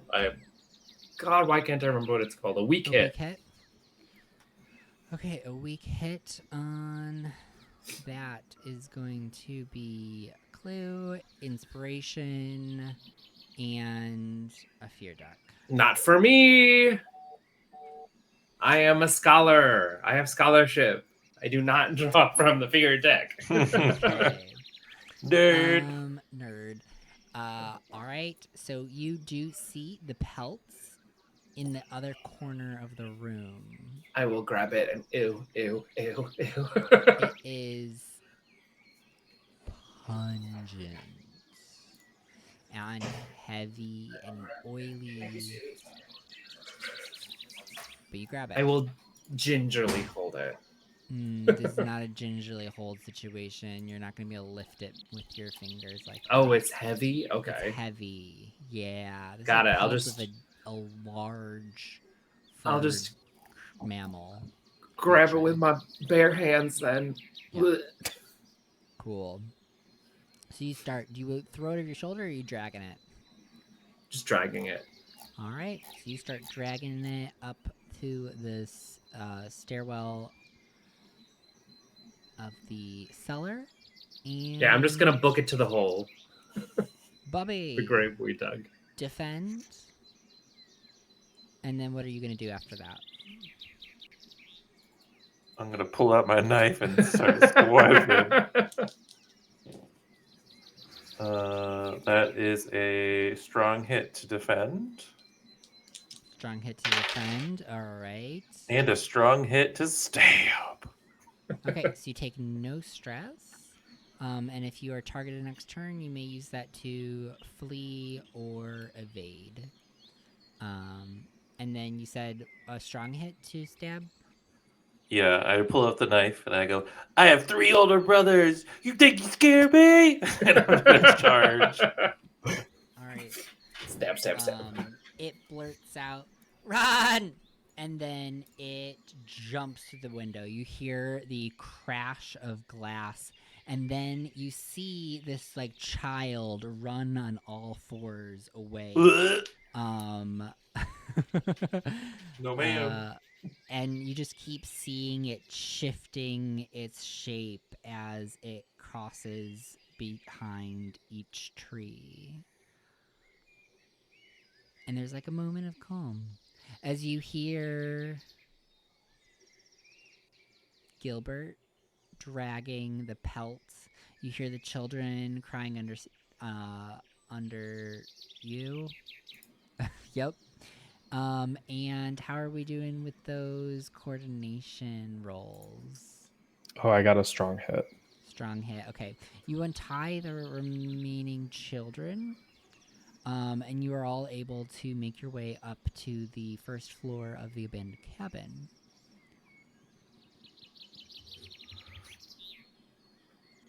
Are these children in running capacity? Like, could they move on their own?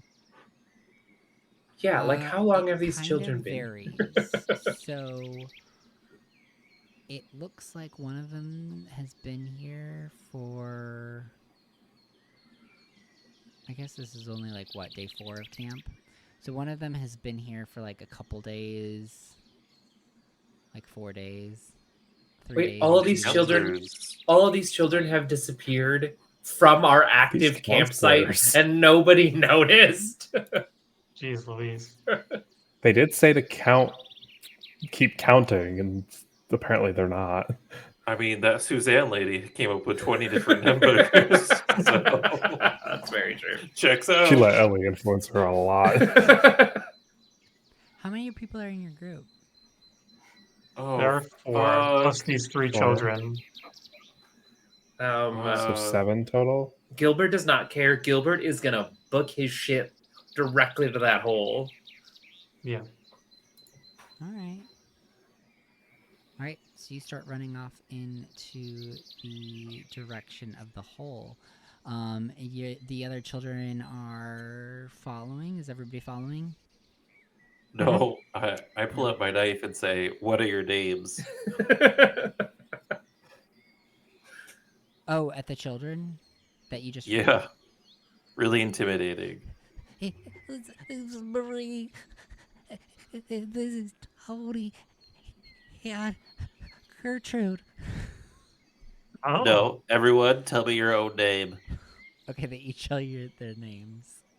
Are any of them goaty? No. Okay, but they all sound like kids. Yeah, they all sound like kids. Okay, cool. Let's move. Yeah, and Brian's going to teach them a fun name. This is something I learned at band camp, but basically, it is a call and response where we say we say your name, and then we pass it on to the next one. So it'll be like Brian, Ellie, Bobby, Marie, Tony, Gertrude, turn it Bobby! around, Gertrude. You hear Who the echo fuck through said the woods behind Bobby? you. Oh no. Who What? does? You hear it echo through the woods behind you. Oh God, We gotta move. we gotta run. All right, so you're running on your little 10 to 13-year-old legs, whipping through the trees. I'm going to need everybody to make me one last grit check. And my Ooh, 18-year-old perfect. legs. Strong hit. Ooh, I got a weak hit. You get strong hit. Weak hit for me. All right. So those Weak are hit. stresses for all the weak hits, but successful, except for the people who don't do that. And you are going to all make it. You see, like, some people are at the. Wait, where did you put the hole? Just Near the- outside of the garden. Yeah, just Yeah, outside of the like garden. in the Railhead? woods. Okay, you Yeah. see people like in the garden area, but like your holes in the woods to kind of keep it hidden. You see people like hang out in the garden. You're like running through the woods, and like one of the counselors like calls over to you, like, "Who's that? Who's that over there?" Just a counselor, ma'am. You're like running over it, and then you hear again, "Bobby, Bobby!" No. You arrive at the hole, and you throw the pelt in. And I start And you with start my shoveling. big hands, just scooping and pushing dirt. Yeah, Ellie is also just like pushing it with her body, not even bothering with a shovel. Okay, you're pushing dirt in. You're like, and then you look over to your right, and you see the back of a head. No, keep dirt pushing. in. Oh, I mean, okay. Wait, where? But not They're really pushing pushing dirt. dirt As in? you inspect it closer, it's not pushing any dirt. It's just miming the activity, and you hear it blurt, "Bobby, Fine Bobby." by me. Bobby leaps Give on it me- with the dagger, with Okay, the knife. you can do an attack. Give me a defend, Ellie. What is that? What do I use for defending? Grits. Great. That's a fail. All right, so you're gonna take 2 stress. Okay, I am at 7, so I'm wounded, I believe. Oh, I got a weak hit as Bobby just lunges at it and screams. Like primal, unbridled rage. All right, what was your roll? A weak hit? Weak hit. Okay. All right. You stab into it as you continue shoveling the dirt. And I'm going to just do one more round before we call this wraps. So again, Ellie, make a defend roll as it now lunges at you.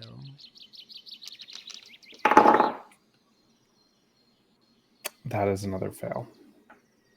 Oh Alright. no. So you're going to take Can I get in the 2 way? stress.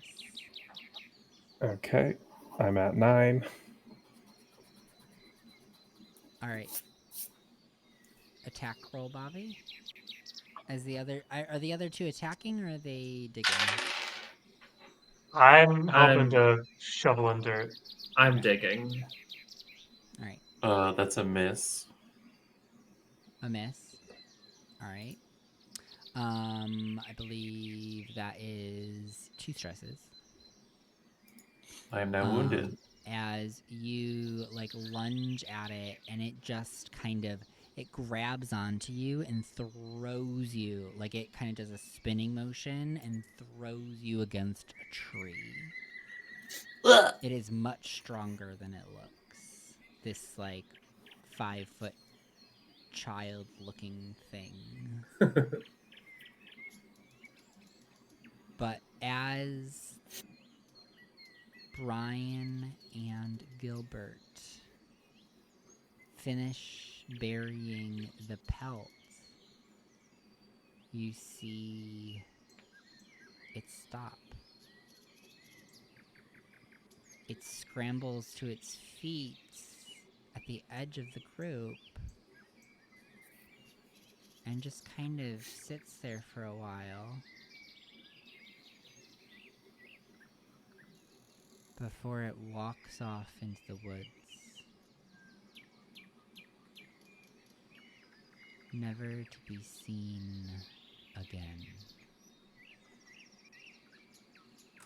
And that's the end of this adventure. Thank goodness, because I was at Whoa. 9 stress. Yeah, I same. don't know what happens at 10 stress, but I don't want to know what happens at 10 stress. Is that just Alright. death? Just death. Yeah, or incapacitation. Incapacitation is how this, I think, describes it in the system. Gotcha. All right. As we conclude this journey through the shadows and secrets of today's tale in Kitschy's Shop for Eclectic Curiosities, I would like to extend my heartfelt gratitude to all you cryptid chasers who joined us today. Your curiosity and enthusiasm make this peculiar realm come to life. Remember, the darkness never sleeps, but our doors are always open to those brave enough to explore. We couldn't do it without your support. A special thank you goes to our generous patrons, JCH, Crispy, and Maggie Z, whose unwavering support keeps the candles burning bright here at Goblin Forge. But before we bid you farewell, remember to like, follow, and subscribe to stay updated on our future journeys into the unknown. This playcast is a Goblin Forge production. If you enjoyed what you experienced today, follow us on Instagram at goblin_forge_TTRPG, at goblin_forge on TikTok, or join our Discord community.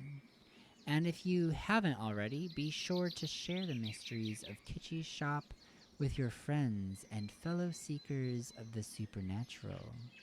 Until we meet again, may the mysteries of this world continue to intrigue your mind and awaken your sense of wonder. Stay curious, stay daring, and always embrace the darkness. Ooh.